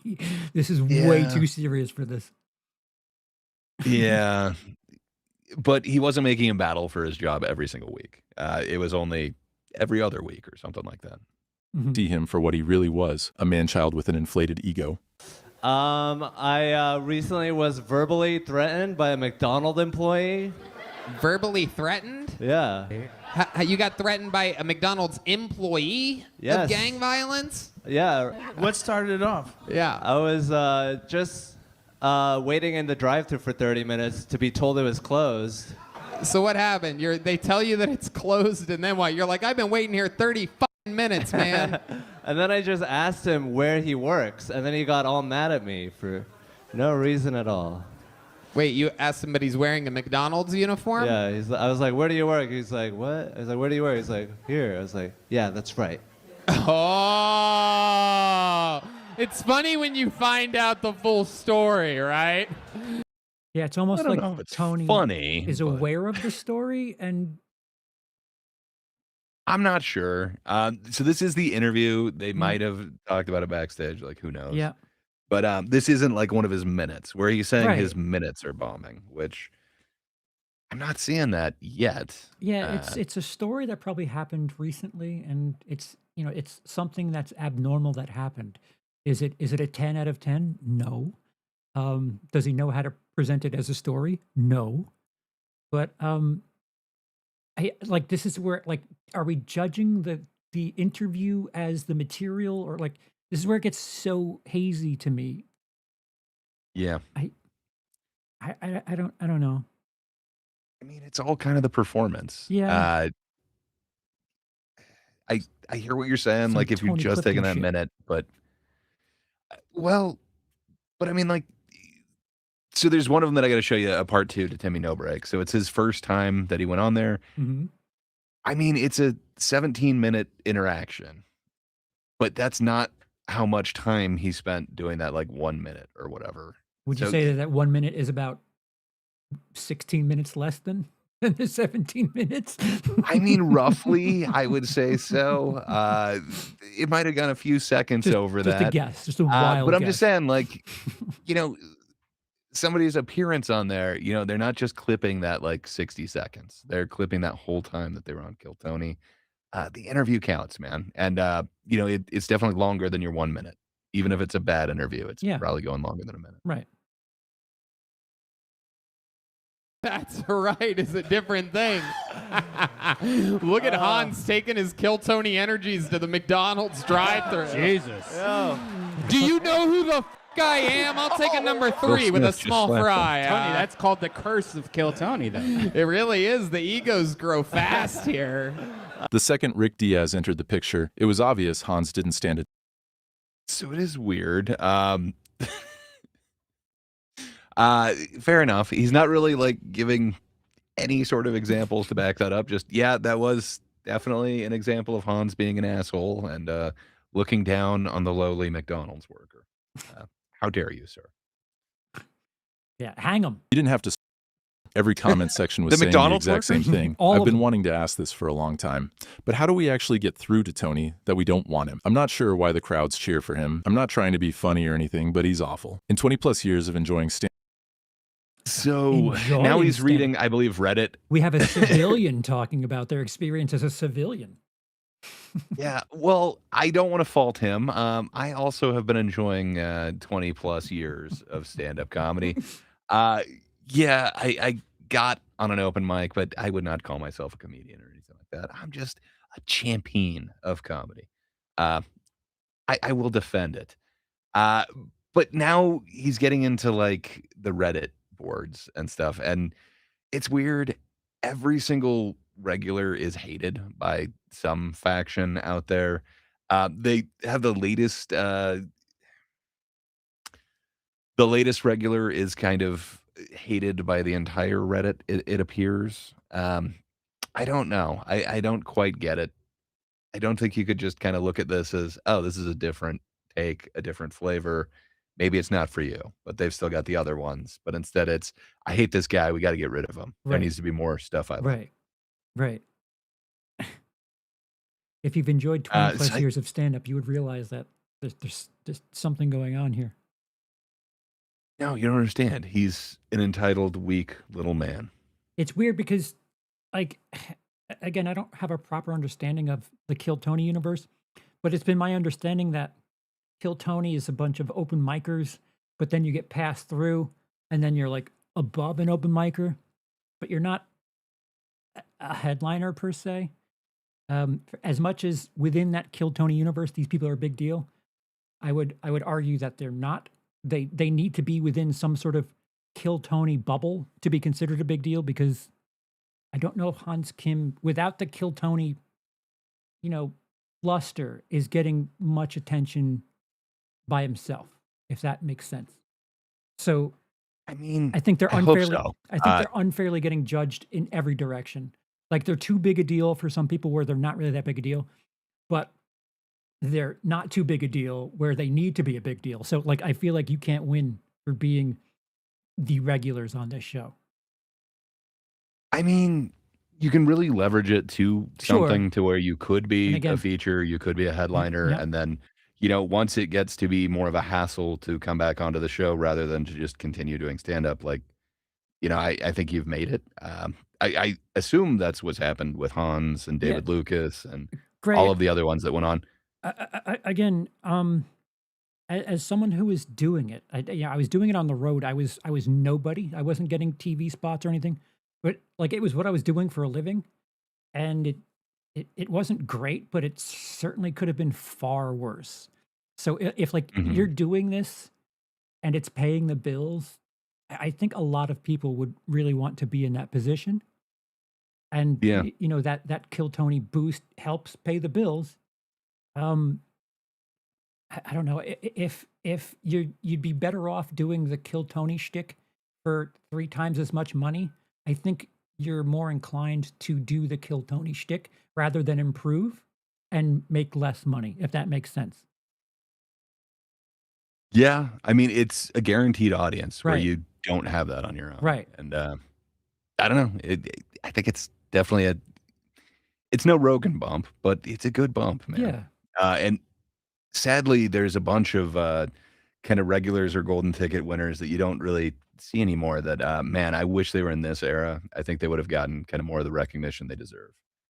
There's one specifically that I want to show you that I don't know if you're familiar with this guy, but man, I think he's the greatest golden ticket winner that's been on there. So I'm looking forward to showing you that guy someday in the future. But that has nothing to do with this. This is about the audience apparently hating Hans Kim and all of them wanting him gone. After 20 plus years, too. Nice. Yeah. So I don't know. So this is just one guy's experience. I've enjoyed comedy 20 plus years. I like Hans Kim. So do we just cancel each other out? So should we move on to the next comment? Yep. In 20 plus years of performing Stand-up, I've never felt No, keep going. Oh. disdain for a comedian until now. Such a pathetic, entitled, weak little man. I stopped drinking long ago, but I'll be having a glass of champagne the day this loser finally crashes and burns. And don't worry, Hans, I've got patience, and you have no redeemable attributes, so take your time. Some even made and signed a petition to remove this hack from the show. All this deeply angered Hans Kim. He was pissed.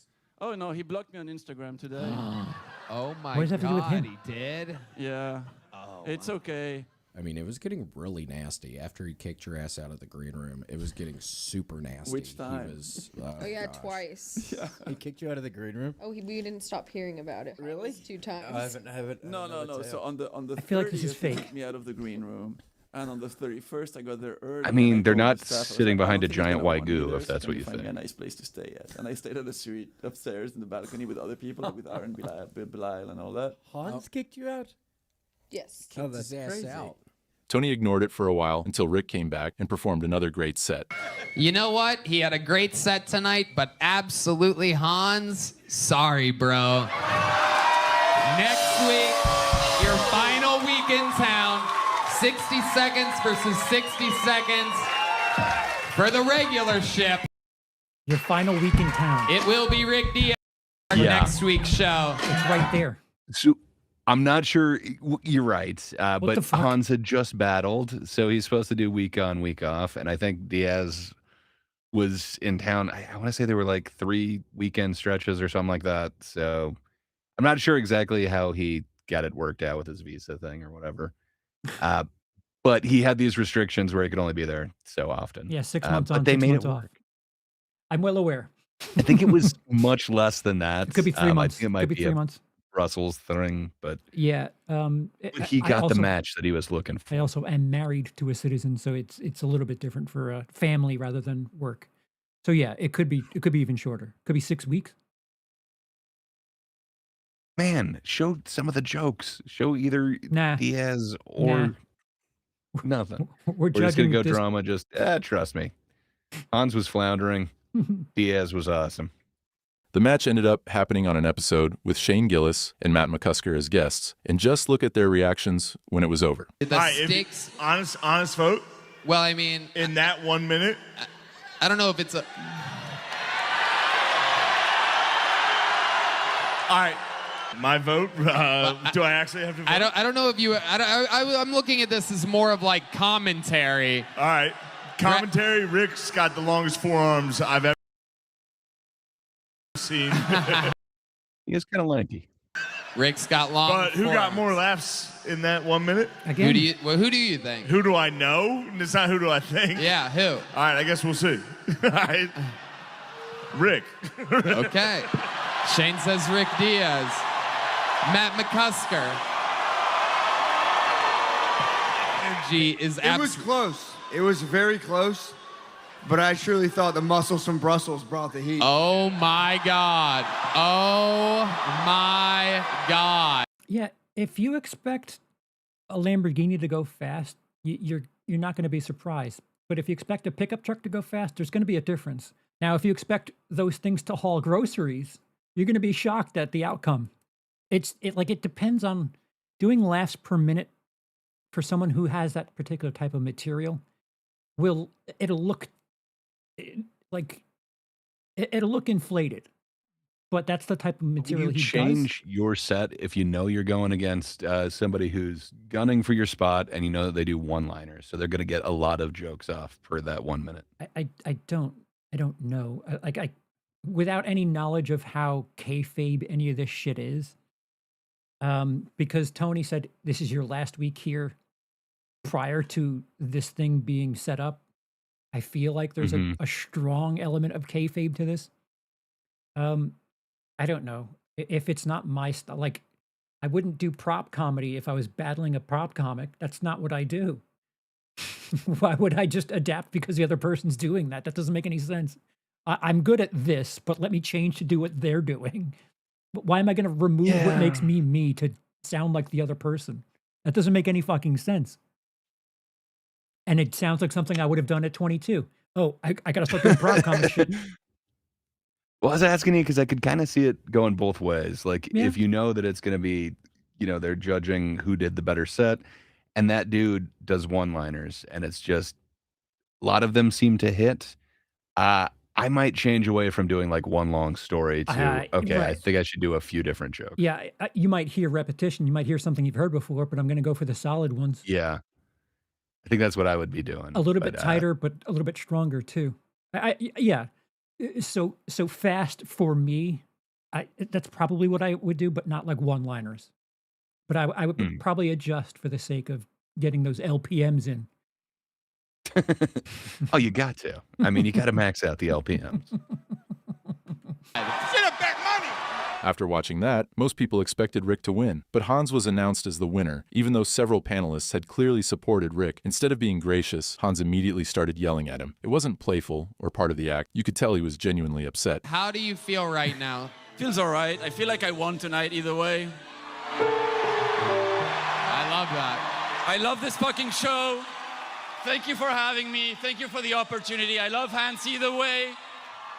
He thinks I hate it, but I don't. Bye. Boring. Go back to your fucking Instagram. Bye.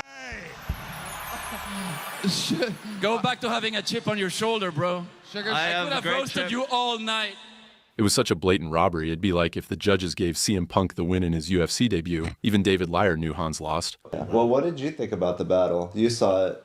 I'm very, to be honest, bro, when I saw the battle, once you did your part and I was out there being your biggest cheerleader, and like you said, there's a picture of me flicking Rick Diaz off. We'll probably show that in the clip somewhere. Once you did yours, I was like, I don't need to, like, he could have went up there and made himself disappear. I didn't care. You thought I did good enough? Yeah, like, you're my brother, you know what I'm saying? And you thought I had a decent set? To be honest, I didn't, because of the acoustics, I couldn't hear you. I couldn't even hear. I don't care. Everyone's saying that it sucked. What was the joke that you did? Hans was getting hate from fans on a level I haven't seen in a long time. To Tony Hinchcliffe's and Joe Rogan's Fleshlight's credit, they really tried to help him, but the truth is, Hans just isn't that talented. The backlash got so bad, they decided a rematch with Rick Diaz was necessary, mostly so every comment wouldn't be slamming Hans. Tony and Hans agreed he should take a break to prepare, and that's how Hans accidentally demoted himself. On that very same episode, they announced a new regular to fill in for him. Thank you, Michael. Okay, Hans, we have come to a very, very interesting agreement, you and I, earlier on the phone. He is battling Rick Diaz in an unbelievably exciting rematch. While he won, he went on to challenge Rick Diaz to silence the haters. It's happening May 10th, live from the LA Forum, right? Yes. So. We realize that what's not fair is that Rick gets to prepare this super minute over months without having to spend any minutes or interviews on the show. So it would be fair to give Hans Kim a break. So unless he absolutely wants one, will not be performing until May 10th, live at the Forum on Kill Tony. And I will tell you, I don't know. They're taking it 100%. That is real, that it's not like something that's been going on. Right. Like, just this is honesty, apparently. Just this announcement of, he's just going to take a break. But all the regulars have kind of done this at one point. There's countless kind of regulars that are, every once in a while they'll come in and guest. Sometimes they're panelists, but Right. they're not regulars anymore. Again. The most recent before that was David Lucas, but we also had your cousin Cam Patterson. Mhm. He was a regular. He moved on to bigger, better things. I want to stress that the movie Punchline is not the way things really are. You don't have fucking lockers. A comedy club isn't the same 6 people every fucking night. There needs to be some sort of rotation with people. It's insane if you think that you go to a club and you see the same 6 people every time. It makes sense to rotate people in and out and do road work. I don't know why I did bunny ears for that. Road work is you go out and work on your shit. So, man, the one that replaced him though, Casey Rocket, Mhm. the internet, they had a certain contempt for him as well. Oh, it's so I would surprising. be interested. I'd be interested in your take on Casey Rocket. I don't think he's your brand of comedy, My and he's favorite. not just like stand in front of the mic and deliver.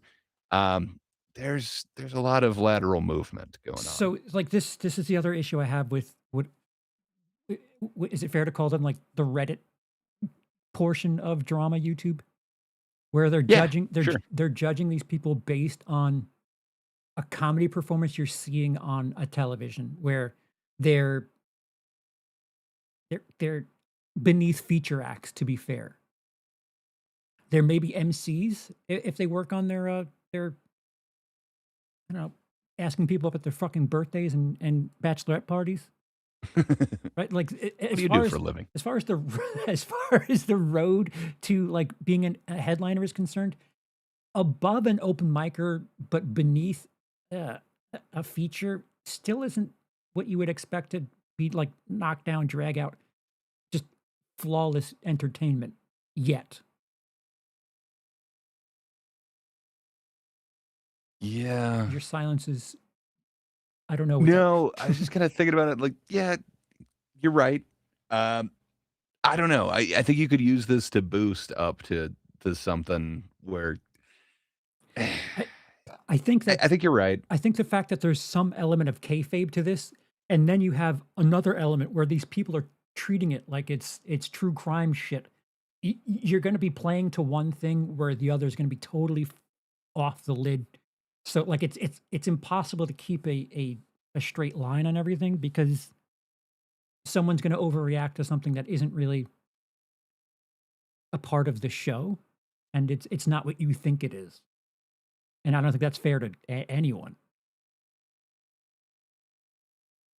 Fair enough.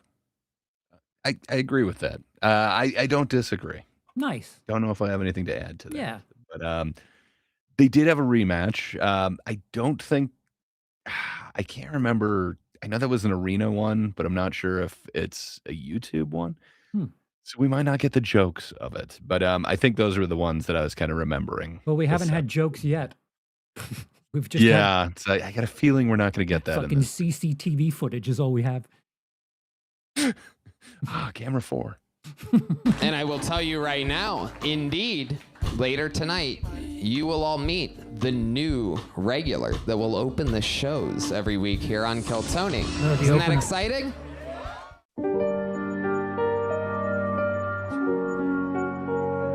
I see one person in the comment section.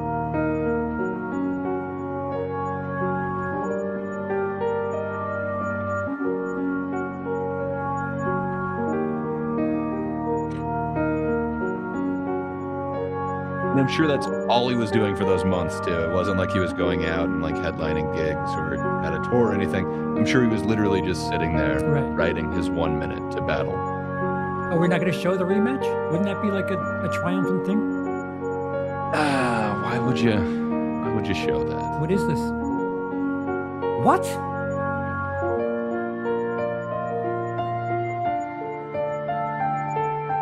Oh, is this like a Yeah, Sam, what'd you think about the sweet performance by Hans Kim? I'm a big fan of Hans off stage. So you see, that was an attempt at his joking because He's lying. Hans. He's lying. He's not in South Korea. Well, that's the thing. You see, because Hans that's has Korean heritage, he left in shame and had to go back to a country that he isn't actually from or anything like that. But that's lying. I'm supposed to take this No, it was a joke. legitimately. It was a joke. Oh, it's a joke when I want it to be a joke. Mm-hmm. Okay. But yeah, like everyone kind of shits on everybody on this show. Your job on the stage is to kind of judge the comedy of the other people. That being said, Sam Talent here is amazing. I wouldn't want to be roasted by him. He's got some amazing observations. He's got a great book on stand-up comedy, Running the Light, where it's this kind of fictitious novel of this kind of road dog, and man, it's an awesome book. I'd recommend it. Okay. I'd love to open for you one day. No. Wow. Hans, that was very good. Thank All you. Yeah. I'm also surprised I said that to you, Hans. You're doing coke? Did Yes. you pee in it first? Thank you. All right. Oh no, Hans did something brave. Finally earned a headline.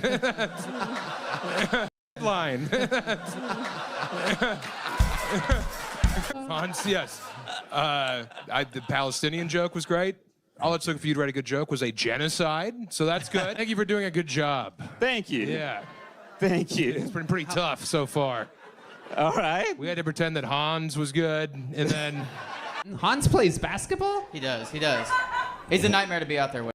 I'm just saying, that's kind of like his interaction with Hans. It's awesome. Everyone's got kind of a, giving shit to each other Hey, dynamic. look, the same guy in 7 different Complimented him shirts. on... Same guy in 7 different appearances is roasting Hans. Man. Hey, I will watch all of Sam Tallent's appearances. What can I say? My I point love that dude. is it possible that he kind of does that with people he knows? He does, and he knows Hans Kim. I think he used to do comedy back in Colorado, and I think he knew Hans Kim and William Montgomery. Oh, that's interesting. That's interesting. Do you guys pretend he's good at that too?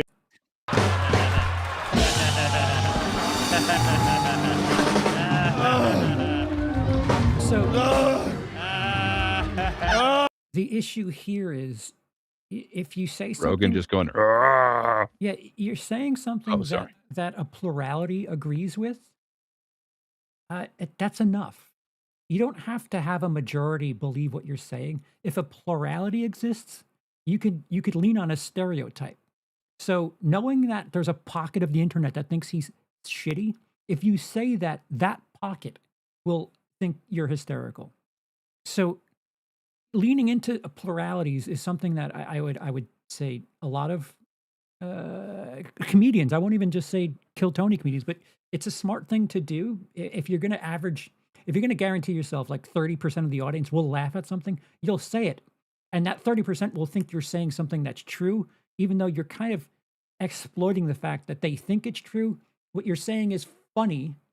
People are taking it facetiously. 60% of people are like, oh, he's leaning into a thing that 30% believes. But the 30% will laugh at it and think it's true. And part of the allure of things is you might be a little honest, but you could be leaning into the fact that some people take it too seriously.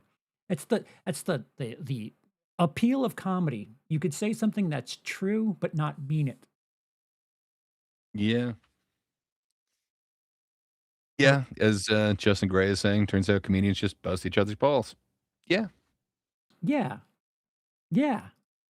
That's what it's supposed What do you to be. mean it smells like 12 degrees? What do you even mean by that? Exactly. Yeah. Exactly. What do I mean? That's the sound of a true comic. Exactly. Tang Tang is that boy's ghostwriter. He's the only reason you think you're funny. So. Hans Kim.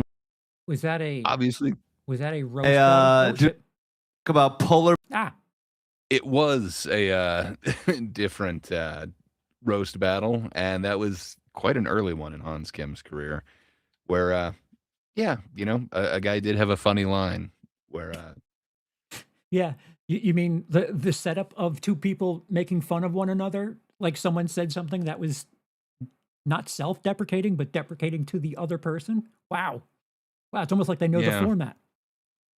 Yeah, it went well in the format it was intended. So that video we just watched played to that plurality that I discussed. And if you're getting, that amount of people on Reddit entertained, you're making pretty good AdSense off that. Smart job to that person who made that video, but They didn't convince me of anything, is what I will say. I don't know anything about his stand-up career that I would say, oh yeah, he doesn't deserve to exist as a comedian. You've shown me nothing. And then I found $20, so that's all that matters to me. Sorry. I'm an ass. I was just Googling how many sets Hans Kim did in total, and I am not finding that easily. How many Kill Tony sets or sets in general? Yeah, sorry. How many Kill Tony sets Hans Kim did? Are you okay with taking the stage for 12 to 45 seconds? Sure. Okay. Yeah, I get people's hate for Hans Kim. I don't know. Again, I'm not a comedian. I'm just kind of a super fan and a champion of comedy. But man, he did a lot of growth on that show. You can see kind of some of his early sets once he runs out of material. They're kind of loose, and it seems like he really wanted to get to kind of that post-minute, whatever you want to call that, the interview where they had the set bit where he was just going to make out with some girl. It did seem like that was kind of his focus and the thing that he enjoyed the most time. But man, it got a lot better at some other point. I gotta say, I saw a lot of growth with him, but I don't feel like a lot of people gave him that kind of credit. Where I think we're watching now a bomb compilation. Comedy. I guarantee you, We're watching this comedy? is not his. I guarantee you, this is not his entire set. Okay. Again, with these like minute-long written new each week, there's part of it that really hits, and then there's part of it that kind of bombs. It's rare that somebody could put out a new minute of polished material per week. But Great. So this is the longest video that we'd be approaching. I don't know if, I want you to, it seems, I don't want to say the technical issue because I'll jinx it if I announce what it is, but it seems like we've done okay. I've dropped 0 frames. Me saying that just Nice. jinxed myself. And now we're at 20. If you're okay with it, I'd like to keep going, but it's Yeah, already let's been do a bit. Okay. But this is the So I longest video. think I don't this know is- if you want to grab a coffee or whatever. Or Yeah, I'll recycle probably do a some refill fluids. in just a second. But yeah, I got a feeling this isn't going to be a good representation of what he's doing. I'm assuming in the title that I just saw, they're not grabbing the times that he was successful in each one of these minutes. Well, where that's fine. he's really hit or miss to me. Like he would have like maybe an average of like 4 jokes per minute, and 2 of them didn't work for me. 2 of them did. So Were they new every time though? Because yes, I did not hear him repeat anything. Gray, I don't know of a single, again, a single non-feature length qualified act doing new material every week or every other week. I don't know how confident anyone would be doing it that often, to be fair. Yeah. There started to be more pressure for sure towards the end of his tenure is when Tony really started blowing up. Kill Tony did. Yeah. So I think at the beginning, when it was a little bit more like, each time he's looking forward to that interview and then he gets to make out with some random girl in the audience. I think that was a little less pressure than where he got by the end. And I think a lot of the internet criticism kind of got to him. But his career's not over. We're going to see Hans Kim move on to bigger, better things. Because again, you have people that are taking this shit seriously, and I don't know if he's purposely trying to be shitty. Like that's insane. I don't think so. I think it's just, you try new things and you never kind of exactly what it's going to work. Right. Suck. I mean, like you can practice in front of a mirror or anything, but it's not like, I don't know. I don't think you could just keep telling a joke and then listen back to it where, like with music recording, you can, and you can tell like, does this rock or does it not? Yeah, it's weird because you're officially past the point of being an open micer. So you wouldn't be doing this stuff at an open mic, because my experience with open mics is it's just other comedians in the crowd and they're not giving you an inch. So you don't really know if stuff works. That's kind of what that secret show, the one that Tony got canceled off of, was supposed to be. So just open you got to mics. do like a 7 to 15 minute set, but this isn't prepared material. This is stuff that people are working on, trying out, testing. Since you're not even guaranteed who's going to be on the show, you don't know who it's going to be. It's not like they're paying to see, polished comedy from, Charles Patterson, excuse me. That Peterson act's pretty strong, if I do say so. I know. His name, it's getting around, man. But yeah, I mean, it's kind of more of just, a workout night where that's awesome. But yeah, I don't know if they've got a ton of those in Austin right now. Yeah, and like Justin says, that's every comedy club in New York. Yep. Yep. There's For been sure. a couple of nights where, you're in the crowd and you're watching Jerry Seinfeld. 2 comics later, it's me. And you're like, what the fuck? I just saw the Seinfeld guy. Now here's this fucking douchebag with gloves on his hands. New York is wild. It's very cutthroat. But I guess the downfall of New York is they don't have like a feature headliner type shit. Caroline's did, but most of the clubs like in Midtown and shit, it was just fucking 15, 20, 30, 40 comedians in one night.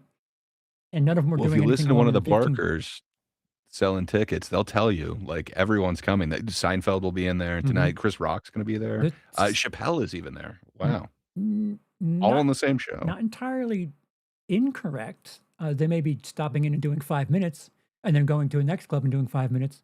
But I wouldn't say that you would want to sell that ticket based on whatever the fuck Seinfeld's dropping in and doing for 5 minutes. But because a lot of those comedians, those Barkers, those people that are selling tickets, those tickets are like either for their stage time or they're getting paid for how many they give away. And more often than not, it's a comedian that's trying to sell some of their stage time, which is awful. Yeah. Awful. That was kind of my favorite part of being in Times Square.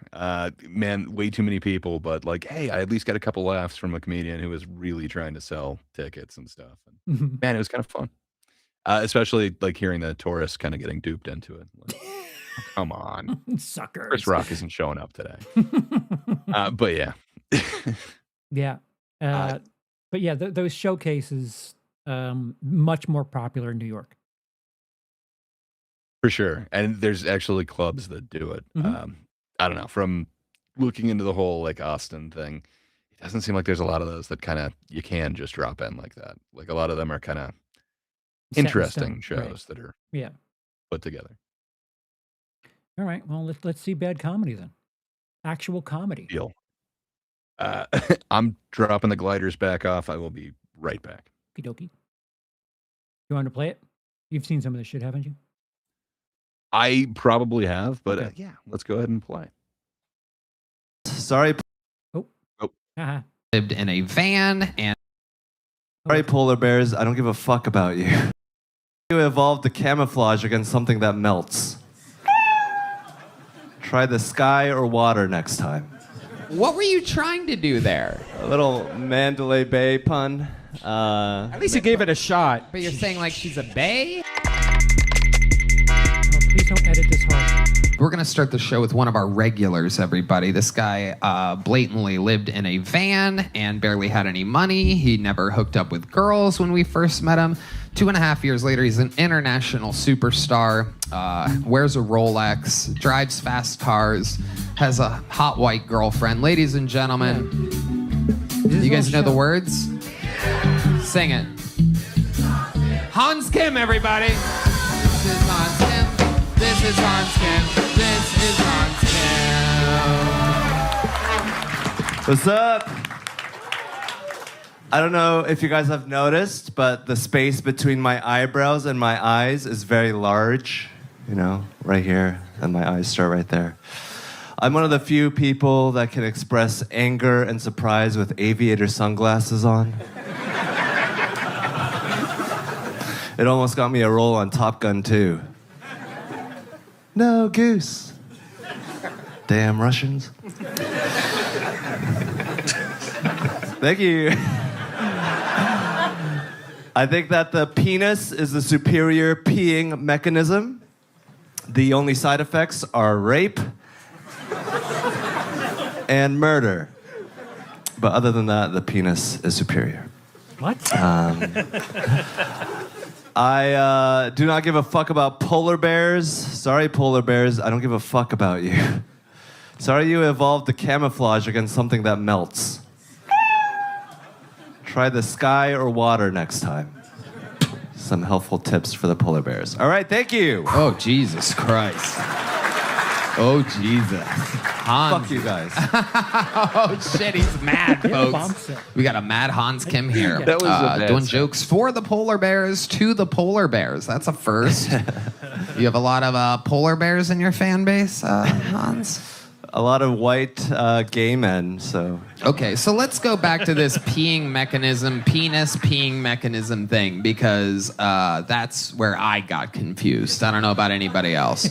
Let's go back. What are you saying? Penis is a perfect mechanism for peeing? Yes. But it's bad for rape and for murder? So, I mean, like, it's a bad joke, obviously, but are you going to get more laughs out of it? Like, does explaining comedy ever help it to be better? So if I'm to receive this charitably, there could be some punch up being done here. Like what were you trying to do? Let me help you sand it down. Okay, I thought it was explain the joke to me. It's like, well, that's obviously not going to work. It could be as brutally simple as that, but at the same time, I think it could be, all right, well, you could lose this, this, and this, and still get to the point you're trying to make. I mean, it was supposed to be, I'm sure, somewhat offensive, somewhat shocking to be like the only side effect is.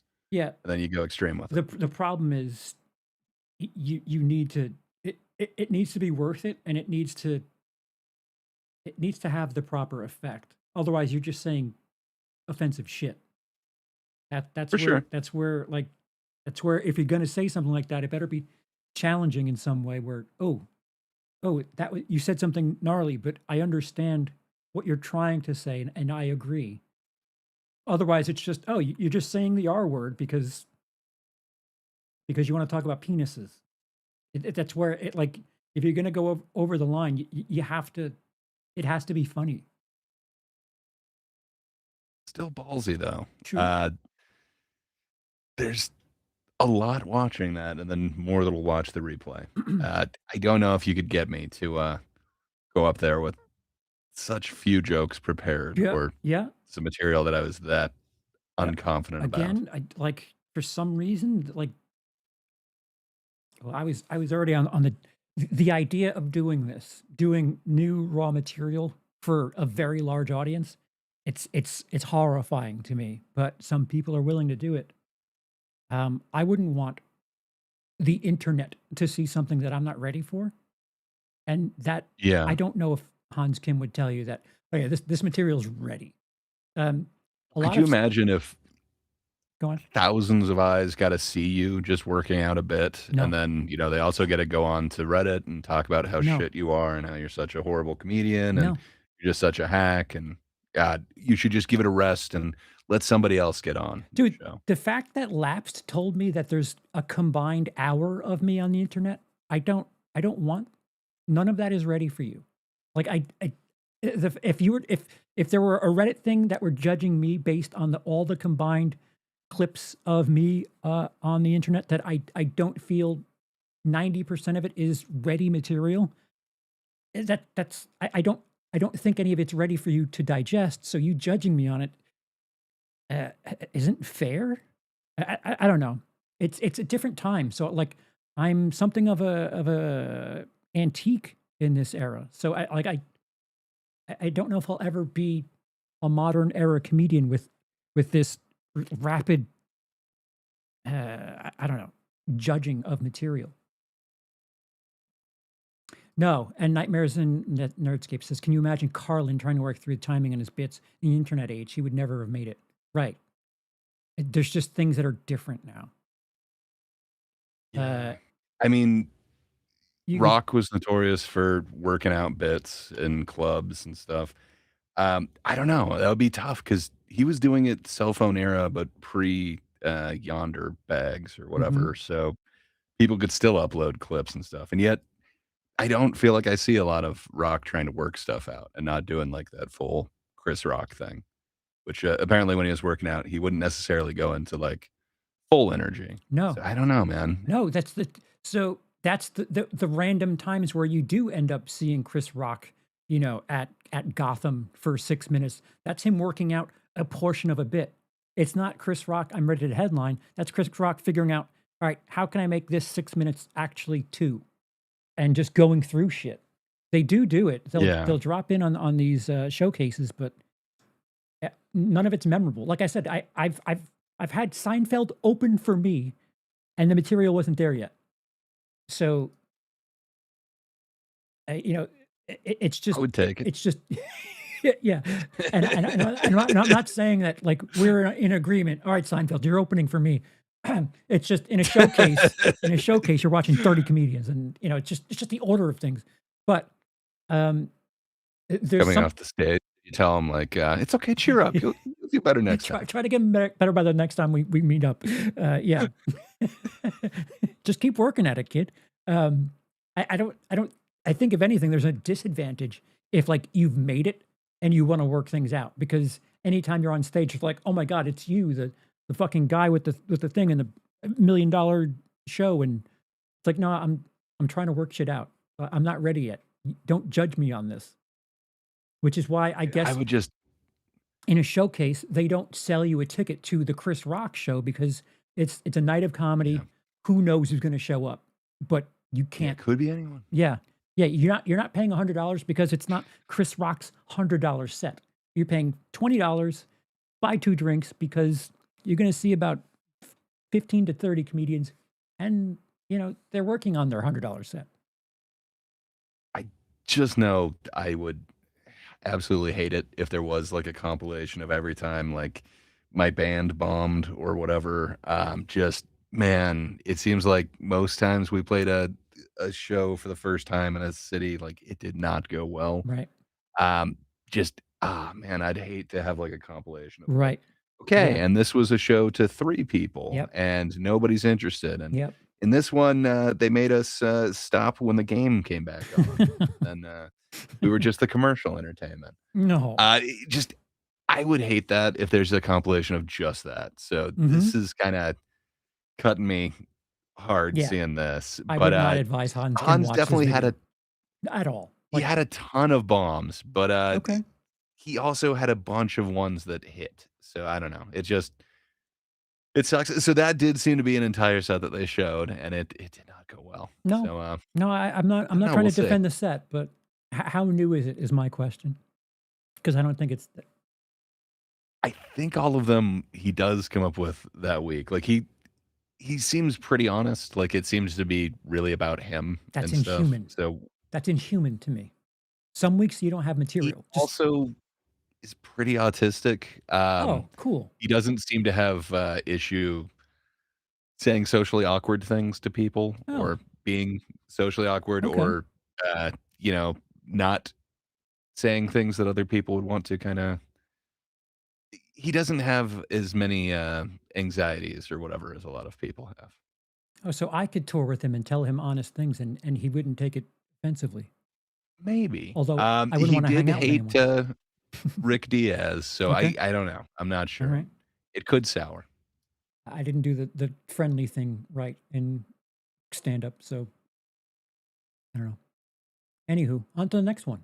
Oh, this is still Deal. the interview, isn't it? It might still be the interview. The food, rape and murder. Getting raped. Is rape and murder. But why would a penis cause murder? Because it has testosterone and evil juices. You think that's where the testosterone goes? You think it goes to your penis from your brain and puts off chemicals in your penis? I'm sure it couldn't help. I mean, if you have murderous thoughts, try chopping your dick off. I think chopping your dick off might cause more murderous thoughts. I think it's the balls, the testicles, which would hold which would be the main. I think cutting off your penis would force you to not be able to come, so then your balls would have even more. Does this make sense at all? Is there a trans person here who could help with this? I don't. Trans people get it. I believe Hans thinks cum comes from your penis, everybody. This is what we're finding out right now. Well, the penis causes murder, like lots of men, get rageful because they have a penis and they want to stick it in things. So if you don't have a penis, then you don't want to murder as much. How many murders have you done? 17. Wow. All on stage. Hell yeah, just not in front of this audience. Interesting. Has your penis ever led you to want to actually kill somebody? Yeah, it has. Yeah. I don't know how much I should reveal. But yes, I have had murderous thoughts, haven't we all? Wow. I don't know how much I should reveal is one of the scariest things I've ever heard you say every week for 2.5 years we've been doing this, and that's pretty frightening. What can you... why don't we just reveal everything, and then we'll edit out if you've actually murdered somebody. Hans is extremely honest, for those of you that don't follow the show closely. He cannot lie. He's like George... Who was it that didn't lie? George Washington. Johnny Appleseed.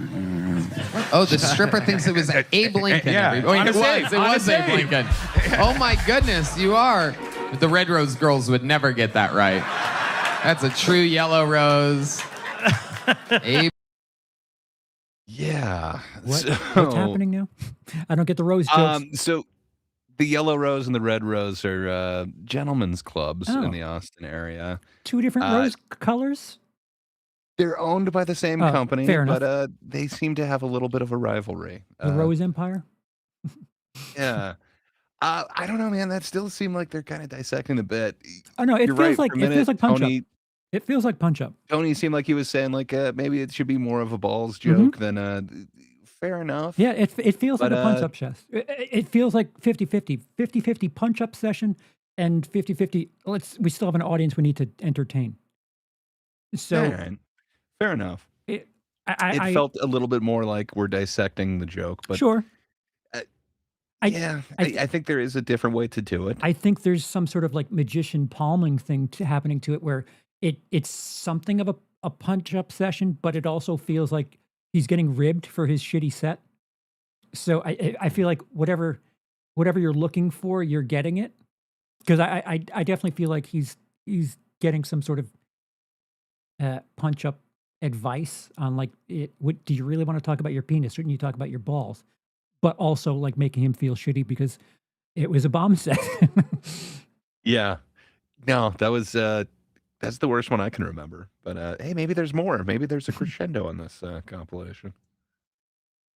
The bucket hat to us. Absolutely. Yeah. You want to know go with the boa. You know what I'm saying? Okay. So when I was in high school, my dad wouldn't let me watch TV on the weekdays, and I punched a hole in the wall, and I burned up a bunch of papers in the toilet, in the bathroom, in the sink. So that was my, and then I cut my hand also. I cut little cuts in my hand. You were a little cutter? Yeah, I was just trying it out. Did you end up getting attention from your parents from the cutting? Yeah, it was just, they were kind of like pitying me. They thought I was pathetic. Right. Yeah. Cutting yourself isn't a sign that you're a murderer. It's a sign that you might shop at Hot Topic or something like that. But that doesn't make you a murderer. Thank God. It just means I'm a pussy. I was implying that, but you said it, yes. So the hole in the wall, how did you punch a hole in the wall? Oh, yes. Variation. Variation on the punch. And the papers in the sink, what made you do that? I think I just wanted to watch something burn. I think I was actually trying to forge my parents' signature on our band's timesheet for saying I practiced the trumpet, and I was trying to forge their signature, and I messed up, so I burned up a bunch of them. But it was pretty thrilling for me. Wow. What was the worst punishment you ever got from your parents? You seem like a very rebellious Korean boy. The TV thing was pretty harsh, in my opinion. No TV on the weekdays. Another thing that they did to me was, when I was a little boy, my dad brought me upstairs, and he hit my calf with like a stick. He had a special stick?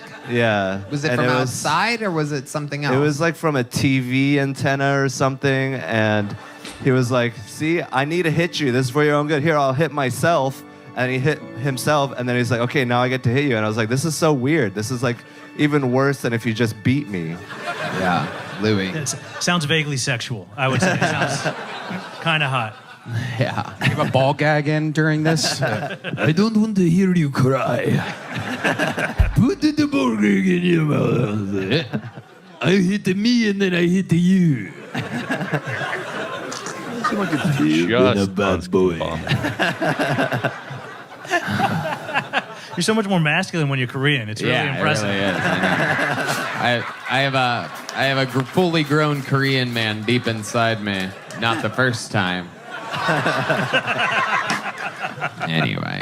All right, Hans. Well, you got tonight's show started. You fucking did it again. Anything else you want to say? You seem like you have fucking something on your mind. Seems like you have unfinished.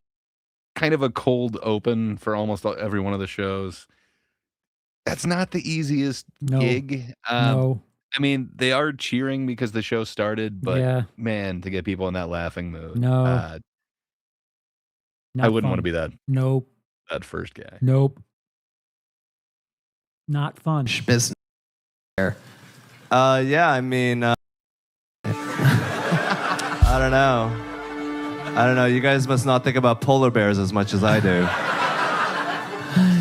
But yes, I'll come back, and I got some new bits that I'm trying to work on. I love it, Hans. Everything's good. Just 'cause, I mean, you have one of the hardest jobs in fucking stand-up. William has a bunch of amazing trademark things he can do. Cam is still in his first 6 months of doing it. He's burning through material, writing new material, and this and that.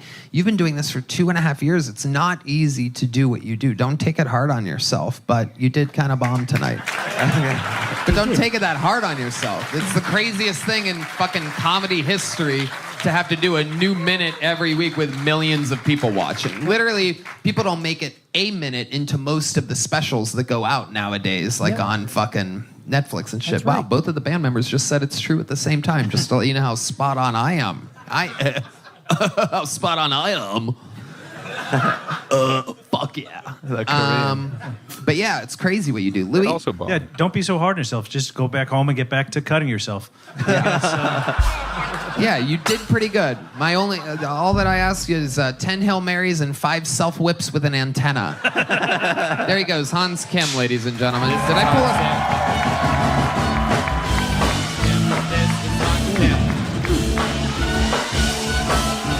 What's up? If you couldn't tell, I'm single again. I'm back to liking Instagram posts. I learned through Instagram stories that I'll stare at anything for 15 seconds as long as a hot girl told me to. I was in Las Vegas. I was hanging out with an Instagram thought, like I do, from the requests. And she took forever to get ready. I was like, just because we're in the Mandalay Bay doesn't mean you have to be a Mandalay Bay. Oh, shit. Okay. I'm an arena comic. Please relax. No, you're not. That sucks that he completely missed the punchline on that. But just because we're in the Mandalay Bay doesn't mean you need to be a Mandalay Bay. It sucks. Like, I don't think he had enough space in between each one of Yeah, you those. gotta- It's still not a good joke. It's like a dad joke. So, yeah, what he's supposed to say is man delay, comma, bay, as in my bay, right? Yeah. Am I getting the joke? Yeah, No, timing. that's it. It's like a Timing is dad everything. joke. It's just the timing on that sucks. Timing. Yeah, this is, I don't know, doing a minute if you're not strong and haven't figured out the timing yet is bad. Got a couple little chuckles though. This Yeah. isn't as bad as the last Yeah, one, no, but it's- that one is not a bad joke. There's It's a potential. dad joke. There's It's potential. just the timing on it. Yeah, the staring for 15 seconds as long as a hot chick is doing it. There's ideas Yeah, there. there's something there. You know what really makes me sick is all these old unfuckable losers making laws about how young, sexy people like myself can fuck. Okay? I can't wait to be that old again, or old for the first time, so I can make it illegal to have sex better than me. You know, missionary only, and don't use your hips. That's illegal. All right, that's my time. Thank you. He chewed his delivery. Like he was his own worst enemy there. Horribly. He just chewed it. And then that whole to be old again. Yeah. Wait. Yeah, he for just the fucked it first up. time. Yeah, he just fucked it up. Yeah. That sucks. There's something to that bit. It's not great, but I don't know. I'd have to think again if he was able to actually just say the punchline. There's kind of something there to like, it's the old people who don't fuck who gets to decide how it's legal to fuck. There's far more potential in that minute than there was in that fucking polar bear minute. Far more. Way better than the polar bear. So that's what I mean by like kind of hit or miss. And he for me, fucking like he booted both his deliveries. So it's just be calm. Just fucking be calm and work on it. But I've seen him kill too. It would have I been bet. nice if we also had like a kill compilation because he has killed it. But the internet hates him, so you won't have that. Yeah. You're right. But yeah, not a great set. I'm pretty sure now Lewis and Aaron Berg are just gonna go ahead and tear him a new ass. I would assume Louis J. Gomez is going to fucking shit on his head. I would assume. Lewis better. Core values. Hans Kim has arrived.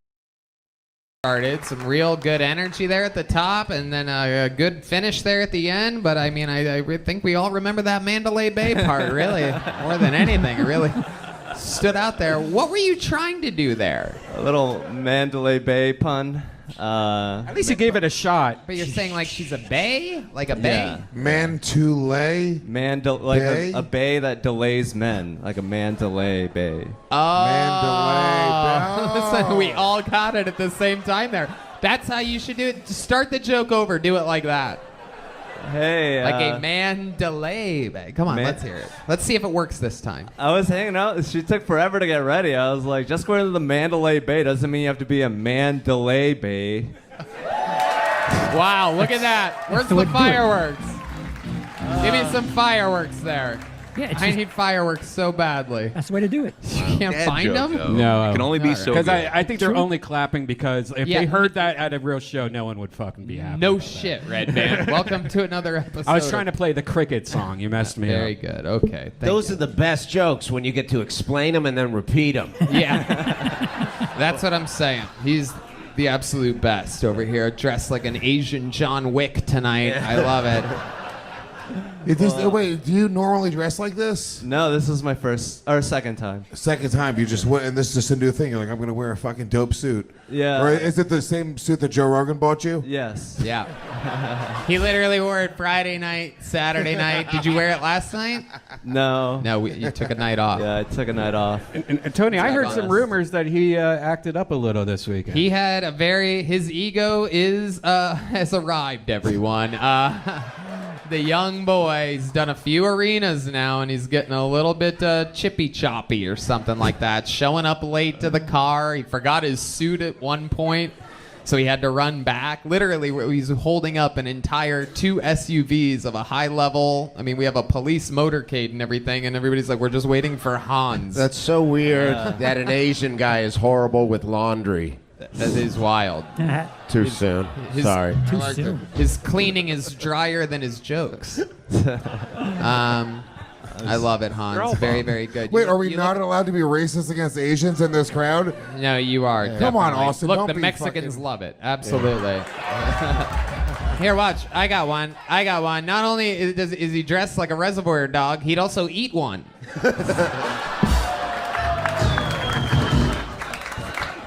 Thank you. Starring in the... So, as Justin kind of pointed out, not too long ago, Red Band was talking about that joke. It's like, well, yeah, that worked here, but in front of a real audience. So he's kind of pointing out, like, is this necessarily a real show? They do have an audience that's a little more forgiving. Yeah. It seems like they will give them a lot more chance than they will necessarily these 1 minutes from the random bucket polls. Yeah. Is that fair? I don't think that's fair.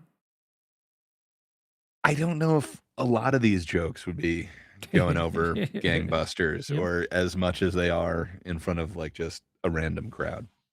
But yeah, I mean, Red Band, admitted it. Every once in a while, he says something kind of profound. It is rare, but good on you, Redman.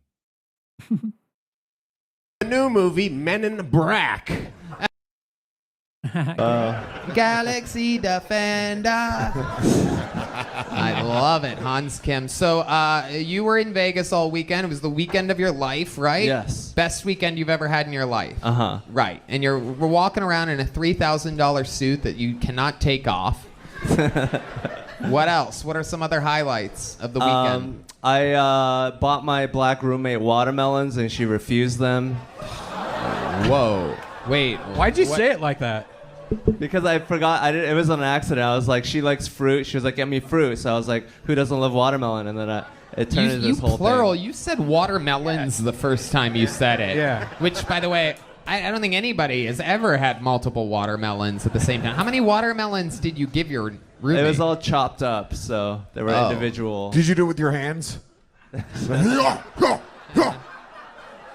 Level 2.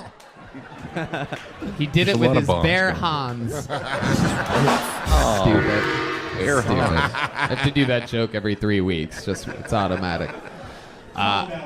So I love it. Watermelon. How much watermelon did you give your black roommate? Did you give her any other fruit at all whatsoever? No, it was just an HEB carton of watermelon. Wow. Did she return the favor by giving you a box of rice, perhaps, or something like that? Like some type of stereotype right back at you? She just refused it and, didn't buy Speaking anything. of stereotypes, we eat continuously, believe it or not, on these trips with Joe Rogan, who brings basically bags of meat along with him everywhere he goes. We eat His name is Brian continuously. Redband. Yeah, the old meat bag Redband over here. Christ. Bag of meat Redband. I love it. And Hans, before we went to lunch one of the days, walked across the street in Las Vegas, about 110 degrees. This is the early afternoon. You remember what I'm getting at here? Uh-huh. And he was wearing, what were you wearing? This suit. 110 degrees, Las Vegas, Nevada. He has to walk all the way across an actual street, which if you know Vegas, you know that's pretty weird to like be out during the day just crossing the street. And where were you going in that suit at about 12:30 on Saturday afternoon? The local Panda Express. It's not me, it's him. That's racist against you, dude. I know. Look at my ego going to Panda Express. Yeah, absolutely. Writing Mandalay Bay jokes. I love it. He's very charming, Tony. He is, right? He's got a great set of teeth. Like it looks like Matt Dillon's teeth from Something About Mary. He's got really big teeth and a big smile, even though his parents are probably so disappointed in him for not being a doctor. You know? Looks really happy. They're happy that I was racist to my black roommate, so that's pretty Asian. Hans was misbehaving all weekend. I had to stop him he was shadow boxing during the UFC fights. He got a little too excited and started shadow boxing in the corner. It was very, very awkward. Yeah, it was super weird. It was like... Dude, this is like Fallujah. There's so much bombing here. What the fuck is going on here? Well, they're little jokes. They all add up. This is, you've heard of laugh per minute. These are chuckles or chortles per minute. Every once in a while you go, I don't know, man. It's live comedy. That's true. We do that. Yeah. So it seems like this is obviously not the greatest interview. Yeah, this is also a really bad set for Hans. I don't know why they're focusing so much on the suit. Dude. It's not good for anyone. This is awkward silences per minute. I mean, I gotta be honest. Air balls per second. Redband is having a better showing here than he does most of the time. He said something that was kind of profound at one point, and then that's about it. The whole, would this play in front of a regular audience? He had some awareness. Sure. He's having a good showing for him. Sure. That makes 1 out of 6. Oh, excuse me, 1 out of 5. I mean, I'm a sim for Lewis. I think he's doing himself. Did you? And I literally go, Hans, what the fuck are you doing? And he's like, I'm shadowboxing. I'm excited. I'm like, stop immediately. It was actually shadow karate. Oh, okay. All right, there was a little delay. There was a man delay there on that laugh. So it wasn't funny. Hans, you are a legend. It is absolutely incredible to get to watch you live your dreams here. I remember the last time that Lewis was on the show was 1 year and 1 month ago. It was our return episode of the little couple-week delay we went on in May of last year, and you came back singing the national anthem to start the episode. Yeah. And 1 week later, I made you a full-time regular, and here we are a year later, and you have arenas, theaters, and everything under your belt. You've taken the ball and you ran with it, and he still is in a $3,000 suit. Ladies and gentlemen, the man has the same tailor as Conor McGregor now. That is Hans Kim. Thank you. A brand new 60 seconds from the great Hans Kim. Hello. A lot of woke people nowadays are saying that you can't be racist to white people. What, so I'm supposed to be nice to them? If I can't be racist to white people, then why do their thin little lips start quivering? And I can see their buttholes pucker up because they have no butt cheeks. I feel bad for white people. Maybe if they didn't kill all the Native Americans, they wouldn't have to take hip-hop dance classes to feel better about themselves. I love watching Fox News because it makes me look at Mexicans differently. Now when I see a Mexican, I just want to document them. That's my problem with Mexicans, not enough paperwork involved. Sometimes I'll just hand them a receipt. But yes, a lot of crazy things happening. I think it's fucked up that gay marriage is legal in Texas, but weed isn't. Sometimes I'll be like, man, I really wish I could smoke a joint, but I guess I'll suck a dick instead. Close on that. Close Thank on that. you. Yep. There you go, Hans Kim with a little mind eraser of a closer there at the end. One good closer makes us forget that the 55 seconds before that wasn't strong. Well, not anymore. It was like observational comedy without any good observation. That's white most people important. don't have an ass. Yeah, a little bit. And do all white people have thin lips, Hans? They quiver? Not you, Tony. That's right, not me, Tony.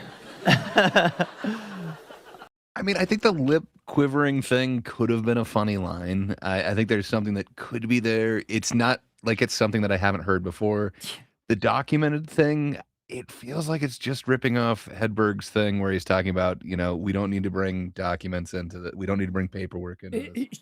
We don't need a receipt. It's a proof of concept. It's a proof of concept where it's an idea. I wouldn't call that ready for material yet, though. Like, if you want to do a thing about Fox News and Mexicans and paperwork, all right, that's an idea. Like, that's the idea on paper. That's not the joke yet. Yeah. That is nowhere near the joke yet. Even the one that kind of worked didn't feel like it was quite a polished joke or anything like that. But I think it's just because it zigs when you think it's going to zag, where it's like, I don't think it's right that gay marriage is legal. Right. It's like, whoa, what? We're going. And then it's like, I don't know. By the time he gets to the punchline, it's a little bit unexpected. Sure. It is the best joke of that set, but even that, man, it's not the greatest joke. Yep. No, I mean, he's had some killer sets though. Hans has really made me laugh, but that's kind of the thing. Like, it's usually like one or two bombs and then one or two good ones. but that's also the thing with brand new material. Like, you have no sort of gauge on what works and what doesn't. Like, I feel like it's going to be a hell of a lot more Hans Kim's than fucking, I don't know, Louis C.K.'s. If these people are doing brand new shit, you're going to have a lot of misses because they're trying the shit out. 100%. And then you get weird guys who are intending to do that in a weird way. I don't know, man. I dig me some Timmy No Breaks. I think I would be more comfortable being a regular than someone who's there. This is their shot. If you're a this is your shot guy and you're doing a brand new minute, you deserve whatever the fuck downfall you're going to have. Like, if you've probably been working on it. It's not like you need to keep getting a new minute each week. Like, if you don't get called that week, Well, then you get the Yeah, it's the time to gauge, you know, what the Kill Tony crowd thinks about your self-appointed strong minute. But if you're doing it Yeah. brand new, you're really fucking that opportunity up, in my opinion. But yeah, I guess I didn't think Howie Mandel was going to be so straightforward with like it's observational comedy without good observation. That's great, man. Huh. Yeah. Sorry, I see Justin Gray commenting. Timmy No Breaks said he'll only do Kill Tony once every couple months so that he can actually have something to bring to the show. Yeah, I respect it. It makes a lot of sense. Something like that would get very old very fast. If you don't have something kind of planned, and if you're not going to do some bit that somehow tops the last one, yeah, I think it's going to get real old real My fast. respect for Timmy No Breaks has exponentially grown with every passing day. He's doing something different. Yeah. Just wait until you get to meet Casey Rocket, man. There's a few of them you're going to have to meet. I'm down going the to road. need you to stop singing everyone up because until Oh, someone they're all hits, great. until someone hits, don't do the, oh, wait, you got to see this person. Hey, I didn't ever tell you got to see Hans Kim. I'm Fair just saying. enough. I've never sung this guy's graces, and you found a whole bunch of bomb clips. All right. Do Asian people have thicker lips than white people? Is that a thing? I hope so. It's very sad how thin your lips are. No, I don't was really that a notice word? lips that much, huh? I didn't understand the answer. Me neither. I would like to buy a vowel. Yeah, I think white people are great. I was just poking fun, you know. I make fun of everyone. Yeah, but you're making shit up. You're really funny. I'm a fan Thank of yours. you. I've watched Thank you on you, the show, Howie. and I love the closing joke. It's Right. just that As you as didn't a like comedian the- who's been in it, if you're going to do observational comedy, you got it. You can't just make shit up. Well, don't you think can't- it's a stereotype that white people have thin lips? I don't think. Never heard that. I mean, if we're comparing it. To, Lisa Renna once said to me, she said, Howie, if you're going to make jokes, no, that was, see, I've made a reference, and I got as much laughter as you did. So maybe it's not your fault. Maybe it's the That's it. See, that's an old Howie Mandel bit. He does this. Man, this bit might be 40 years old, where he does a thing, and he does this thing that like no one knows, and then the punchline is, "Oh man, if you knew Greg from accounting, that was totally him." It was this like observational thing that was like it just doesn't exist. He basically did a callback to his own material. That's pretty funny. Lisa Renna. Yeah. Well, at the same time, bringing up Lisa Renna, which, if you don't remember her, she was the one who had like duck lips before duck lips were a thing. See, I didn't know that. She is a famously big-lipped celebrity from back in the day. I often blame the room. It's not so much the room. So thin lips, Mexicans documented. You give them a, what'd you say, a receipt? Yeah, I just want to give them paperwork. Because it's a document. Yeah. Okay. But the last one, remember the last one? Yeah. That was good. That one, everyone loved that one. They really did. Let's We all- focus on that. You should have opened with that and closed with it. If it ain't broke, What if you don't just fix said it. that 3 Just one times? joke all the way through. People can't get enough of sucking dicks. Quit while you're ahead. No pun intended. It is true. Stop doing that, Michael. So, enough with the set, Hans. Tell us about what's going on in your real life. That's always the most interesting thing about you. Let's find out what's going on this week. I've been having a great real life. I've been to Appleton, Wisconsin recently, which doesn't sound as cool. Oh, a lot of thin lips up there. A lot of the thin-lipped people, if you know what I mean. He means the whites. A lot of the people with those barely can see 'em lips. The whites. Were you at a cheese festival? I was actually pursuing my career. That's kind of where my career is at right now, is Appleton. pretty But fun. yes, Comedy. yes, comedic. Appleton, you did comedy. Yeah, Skyline Comedy Club.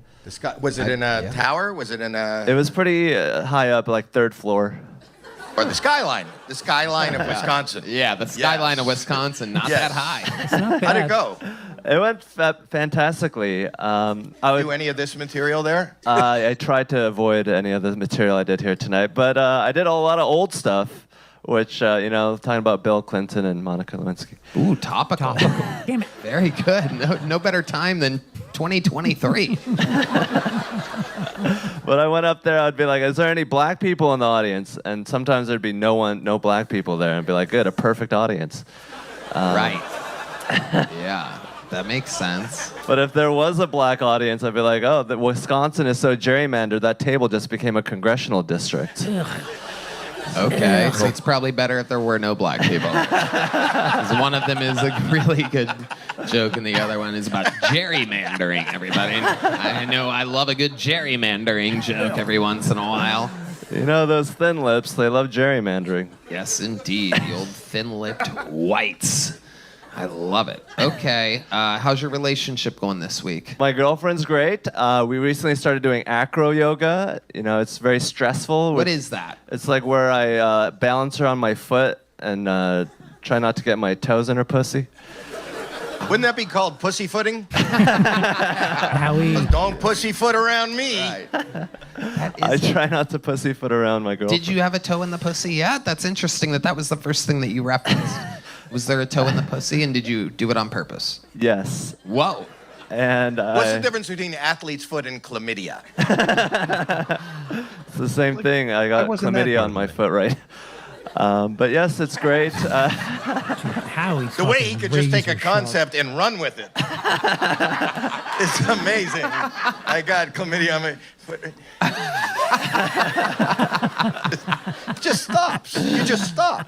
Sorry about that. Don't apologize for me. Yeah, no apologies, Hans. Anything else we should know about? I know about your family. I've watched you before. Doesn't your father lives overseas, right? Yes, he's Korean and overseas. He's in Korea. Yes. Yes. But is that tough? Do you talk to him? I haven't in about 6 months. Why? It's just a little awkward. So do you want to call? Can we call him now? Yeah, can we call Mr. Kim? Sure. Can we do this? Oh, yeah. Hey, it's fucking Oh, I 4 in love the this morning. idea, Howie. Thank you. Where is it? What time is it? Where he is? It's probably around 6 a.m. or Oh, that's 4 good. a.m. So Perfect. good morning. We'll say good We'll leave him morning. a voicemail. He speaks English, right? Yes. A Okay. little bit. All right. This is 6 Hans' months. dad. This is Hans' dad. This is Hans' dad. This is Hans' dad. This is Hans' dad. Would this be considered outsourcing comedy? I think so. I don't know. Is it ringing? Do you have it on speakerphone? Yeah. Put on speaker. This is a Korean ring. Are you serious? No way. What Are you just serious? said, or is there a sound? Turn it up. This is a cacao talk. Hold on. Everybody stop. Are you on speaker? Yes. Hey, hi, Dad. 여보세요? Yeah, this is Hans, your son. We're on a show on YouTube. Sounds thrilled. Right now. They wanted to talk to you because I said I didn't talk to you in a long time, so I'm calling you live on the air right now. Hello, Mr. Kim. It's Tony of Kill Tony. And What? Hello? Hello? Hello? Do you think... Hi. Do you think white people have thin lips? Just want to see if it's a family thing. Sorry, I don't understand. Oh. You understand. You said English. White people.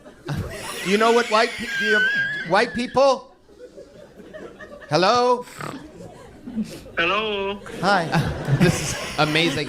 Mr. Kim, it's Tony. Have you ever watched Hans do comedy before? Sorry, I cannot hear you. Is this really what your dad sounds like? What does this guy do for a living? What is he? I have laughed at this more He's a than mathematician. his actual bits. Oh, give me the phone. Give me the phone. What was that? Say that again. I'm a mathematician. Yes. Very good. And you know Hans is a comedian, right? Yes, I know. Have you ever watched him on the hit show Kill Tony before?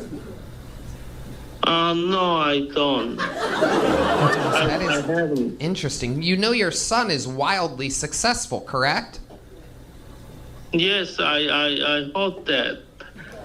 Yes. Are you proud of him? Of course, I'm proud of him. Wow. The crowd goes wild. That was the correct answer, Mr. Kim. Can I call you Mr. Yes. Can I call you Mr. Kim? Yes. Okay. Do you know any of his jokes? Do you know his jokes? Yeah, I heard some of them. I want him to tell you just the closing joke from tonight. Tell your father that joke. Do the joke. Hans is going to do a joke, and we want to see. This went over well. You should be very proud. This is your son now telling you the closing joke from tonight. And feel free to laugh right into the phone if you think it's funny, and don't laugh if you think it's not funny. Go ahead. Go ahead. So, in Texas, it's weird. It's horrible that gay marriage is legal, but weed is not. Sometimes I'll be like, I wish I could smoke a joint of marijuana right now, but I guess I'll just have to suck a dick instead. Sorry, I don't understand that joke. Oh. All right, that's pretty awesome. But man, I think it worked so much better the first time because it seemed like it was coming from a place of hate. The way that the cat like meowed in there, it was. You're considering the I can't remember how he said it. Was What are you talking about? well, like I think I gave him pause because he's like, I think it's wrong that gay marriage is legal in Texas, and then I think he was going to say the second half of the sentence, but it meowed right there, and giving that some room to breathe. It's like, oh, so this dude is coming from like a bigoted standpoint, and then instead it was, and marijuana is not legal. I don't know. Like it just didn't hit the same way when he did it the second time. That pause helped. Accidental timing. Yeah, it's great. And that's right. Justin says, get it? Pause with the W in there. Woof. Perfect. We're all missing tonight. Explain it to him. Yeah, it's because you can suck a dick, but you How do you say penis in Korean? Gochu. Kochu. You can't smoke marijuana, but you could lick kochu. Funny?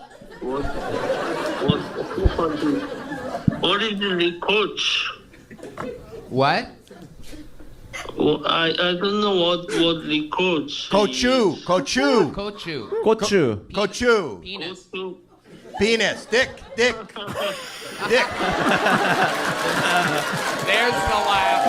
Yo, why don't you show me every time Howie's on this show? Because I'm sold. Yeah. That's what we were looking for. Look how we bring the world together. I Really. didn't know you can speak Korean. Yeah, we can talk Korean. Yeah. Kochu to you, buddy. This is so nice. It's beautiful the way you bring father and son together. This is incredible. This is the first time we've talked to you. We've heard so much about you before. Hans is an absolute star. Do you are you proud of him for having a white American girlfriend? With thin lips.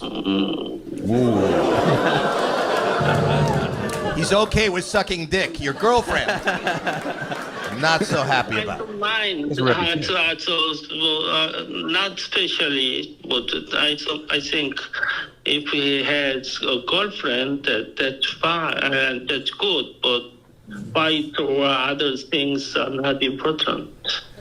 Other things are more important. Race is not important. Race is not important. Wow. Just the gochu.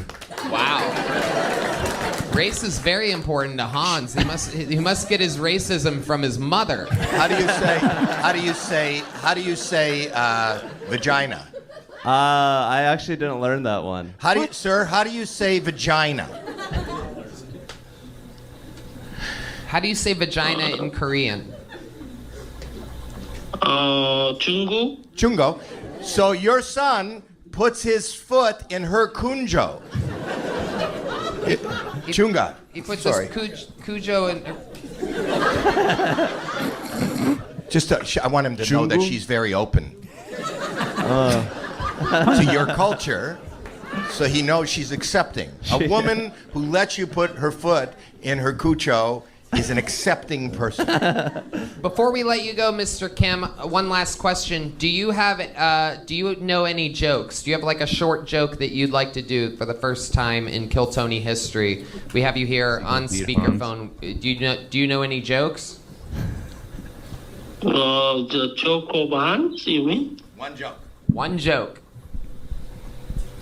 So I remember one of his jokes about Martin Luther King's Day, but I cannot reproduce because my English is not. Here's what I'm going to say. You tell the joke, you say the joke in Korean and talk slowly, and then your son will translate it into English for us. Yes.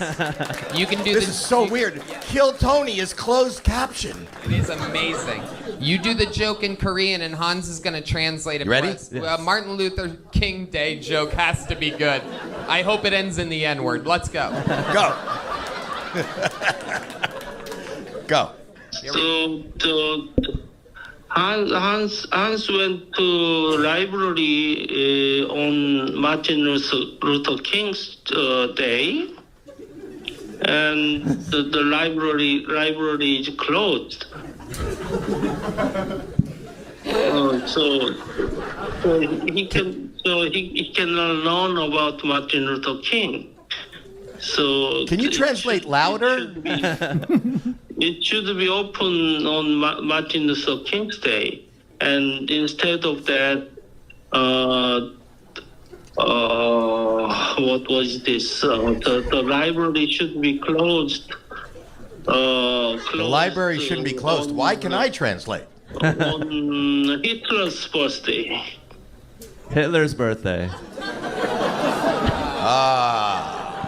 Wow. Something like that. Wow. The whole crowd became Asian for That was actually good. That was better than your son's first 50 seconds of his set tonight. Thank you, sir. Mr. Kim, thank you so much for talking to us. Great. Your son is absolutely killing it. He's a star.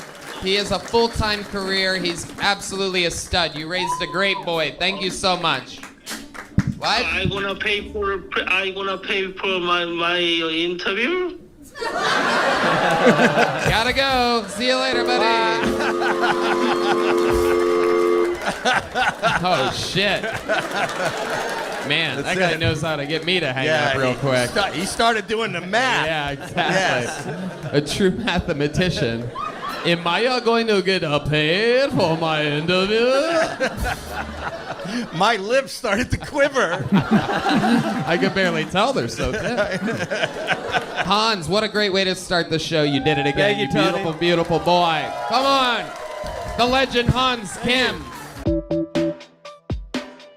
I gotta be honest, he's in a tough spot. The opening of those shows, it's usually rough. Usually, whoever the first bucket pull is kind of sucks. They have a regular come out and try and get things kicked off, but still, you don't really want to be the warm-up guy. I don't know. This video has done the opposite for me because I feel like that exchange with the father, sure, there was humor there, but I found it endearing.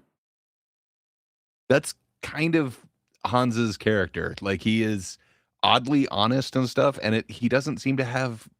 He's a weird character. They keep framing him as like autistic, but he doesn't seem to have like a filter. Like, he's just fine with telling you every detail about everything that's going on. Yeah, which is somewhat endearing. Dude, Howie Mandel was like by far and away the strongest person in that entire everything. But Howie's a stud. I love me some Howie. I don't think he gets the credit that he deserves. People just think of him as the glove comedian. Dude, 'Cause it's a funny bit. We burned his talent on fucking Deal or No Deal. Such a waste. I mean, get your money, Howie, of course. Well, and then you've got America's Got Talent or whatever. He gets to be a little bit more loose with America's Got Talent, but him doing pussy jokes, like, Even NBC is wasting him. He made the point. I've got him clipped from a couple different things where he's talking about like, he's signed that contract, so he has to behave a certain way. He can't approach certain subjects. He can't weigh in certain things. And he knows that because he made the deal. He is working for network television. Mm-hmm.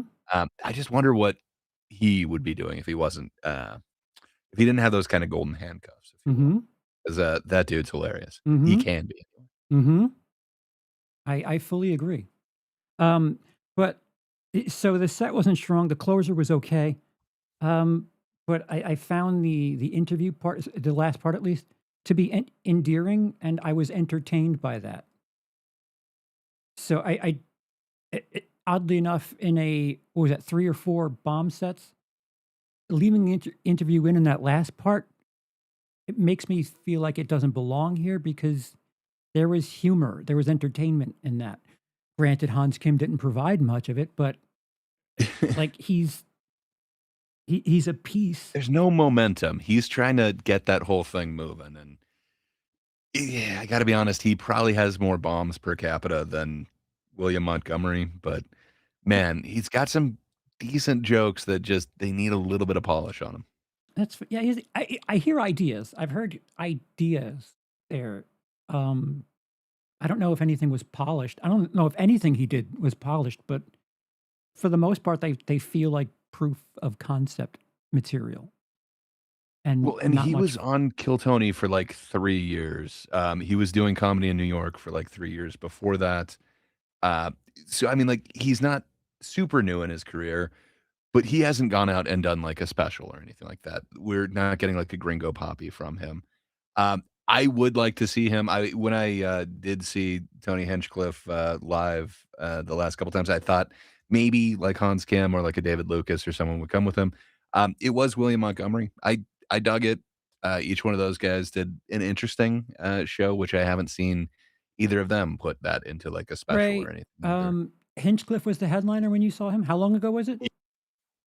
I want to say it was like 2 years ago the last time I saw him. So it's like one of the square states in the middle of the country, not a coastal Yeah, state. and he was still doing clubs at that time. Okay. I think he was working something out, but I'm not sure if the stuff that he was doing in that is going to come to his Netflix special, which is so he signed a deal for 3 Kill Tonys and 1 comedy special. What? So his comedy special is next. How many comedians did you see total that night? 3 and an MC. So MC, guest spot, feature, headliner? Yes. So yeah, William Montgomery is the feature, and then we had a local comedian as the guest spot, whatever you want to call it. Yeah, the guest spot, and then just there's an awesome MC at the club that I'm at. They seem to keep going back there, but it unfortunately seems like they've got a set that they keep going through. Where I've seen a bunch of different shows and. It seems like it's that same exact jokes from the MC. Yeah, I've got that. Hope too. they kind of progress. If I performed near home, I'd have friends and family be like, "You did that last time." Like, yeah, I'm working it out. Like, I didn't tell you to come here. No, for sure. So, I don't know, but yeah, I dug what Tony was doing. It was kind of a more story based, which isn't what I necessarily got from his one shot special, and then he has kind of a hidden 30-minute special that I think it was Netflix, but yeah, that one also kind of gets hidden in there somewhere. But he should have a full-length one coming soon. Yeah. Yeah, Troy says white people have flat asses and thin lips. I feel like hack ass 90s comedian that would not be Korean during that time. Right. To play devil's advocate, if I were doing a Kill Tony crowd, I would do stuff that I would have considered hack by now. I would do the joke about black dicks that I'm not really proud to have done in my career, but I feel like hacky and stereotypical plays better to that crowd, so I would probably lean into that myself. So I'm no better. I'm no better for a bunch of reasons, but if the crowd's gonna like it, I'll lean into it. And like someone said, 20 million to be on network television or tell pussy jokes. You're going to be on network television. Yeah. No, don't get me wrong. I've never had to make that decision. Right. I got a feeling the scale's a bit tipped in one direction. Right. Versus, my standard life where I could say anything I want to. Yeah, I would probably take those amazing handcuffs. Gray, are you able to click on that worst Kill Tony comedian ever? Will that play on our watch together thing? I'm intrigued. I want to know what this person thinks the worst comedian ever. It looks like it would not. It can't opens up, but I don't know how to add it to your list. Oh, wait. All right, so I just got to share this, right? Copy. Copy. Copy. Copy, you dumb fuck. Sorry. My bad, man. This is Hans Kim. Now I got that song in my head. So that It'll get stuck in your head, man. I've had that song rattle around in my brain for way too long. And it doesn't help that they've got a great band doing that thing. is it in the playlist? I've got to see it. Oh, Nice. I see it going there. What I saw You got it. immediately was Pitbull. Oh. oh, we got production on this. Not only production, but a Roomba. Alex with a light on Faircloth it. is next. That's a good comedy name. Faircloth is next. That's a good comedy name. There's a lot of good comedy names coming out of the bucket tonight. A lot of I don't know if Sam we're getting the talent, execution tonight. that we need. The style bender. Here he is, everybody. Alex Faircloth. Oh no. Woo! Packed out crowd here tonight. Give it up for yourselves for coming out, guys. Woo! Yeah, you've got 1 minute. Tell the Alrighty, crowd guys. to clap I actually just came out recently. Yeah, as autistic. Yeah, I just got told recently that I have a Goldilocks dick. I don't know if y'all know what that means. Anybody know what that means? It means that it's not too big, it's not too small, it's just right for anal. I love segues. Anyways, I love my grandma. I hang out with my grandma a lot. I love it. I know, right? And she recently, she told me, she's like, Mijo, I'm getting older, and before I go, I want to go to a Pitbull concert. Front row only, though. And I was like, oh, grandma, why only front row? You know, my grandma's a very Christian woman. And she said, Mijo, I want to be close enough to where his dick hits my forehead. And some of y'all don't have vivid imaginations like I do. He's so and so nervous. what I saw immediately was, oh, Pitbull, dale, Oh, he's actually put his lips on the microphone. Fuck you for. Did I lose some of y'all that On bit? behalf What of the the fuck? other comedians. Wow, that was the worst on every level. Yeah. Unbelievably horrible. And a ruiner of microphones. Yeah, new mic time. God, way to spread AIDS and monkeypox at the same time to fucking everybody on Kill Tony. That was the worst We need thing another I've seen in a microphone. while. That was horrible. I saw my wife miscarry one time.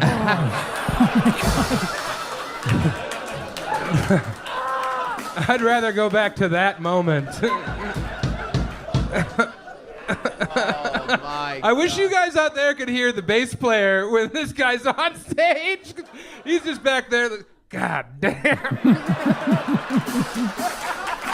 D Madness does provide a soundtrack that only we can hear on He's the the show. best. It is unbelievable. You know it's bad when a blind guy plugs his ears during a 60-second set. He's like, I don't want any of my senses working right now.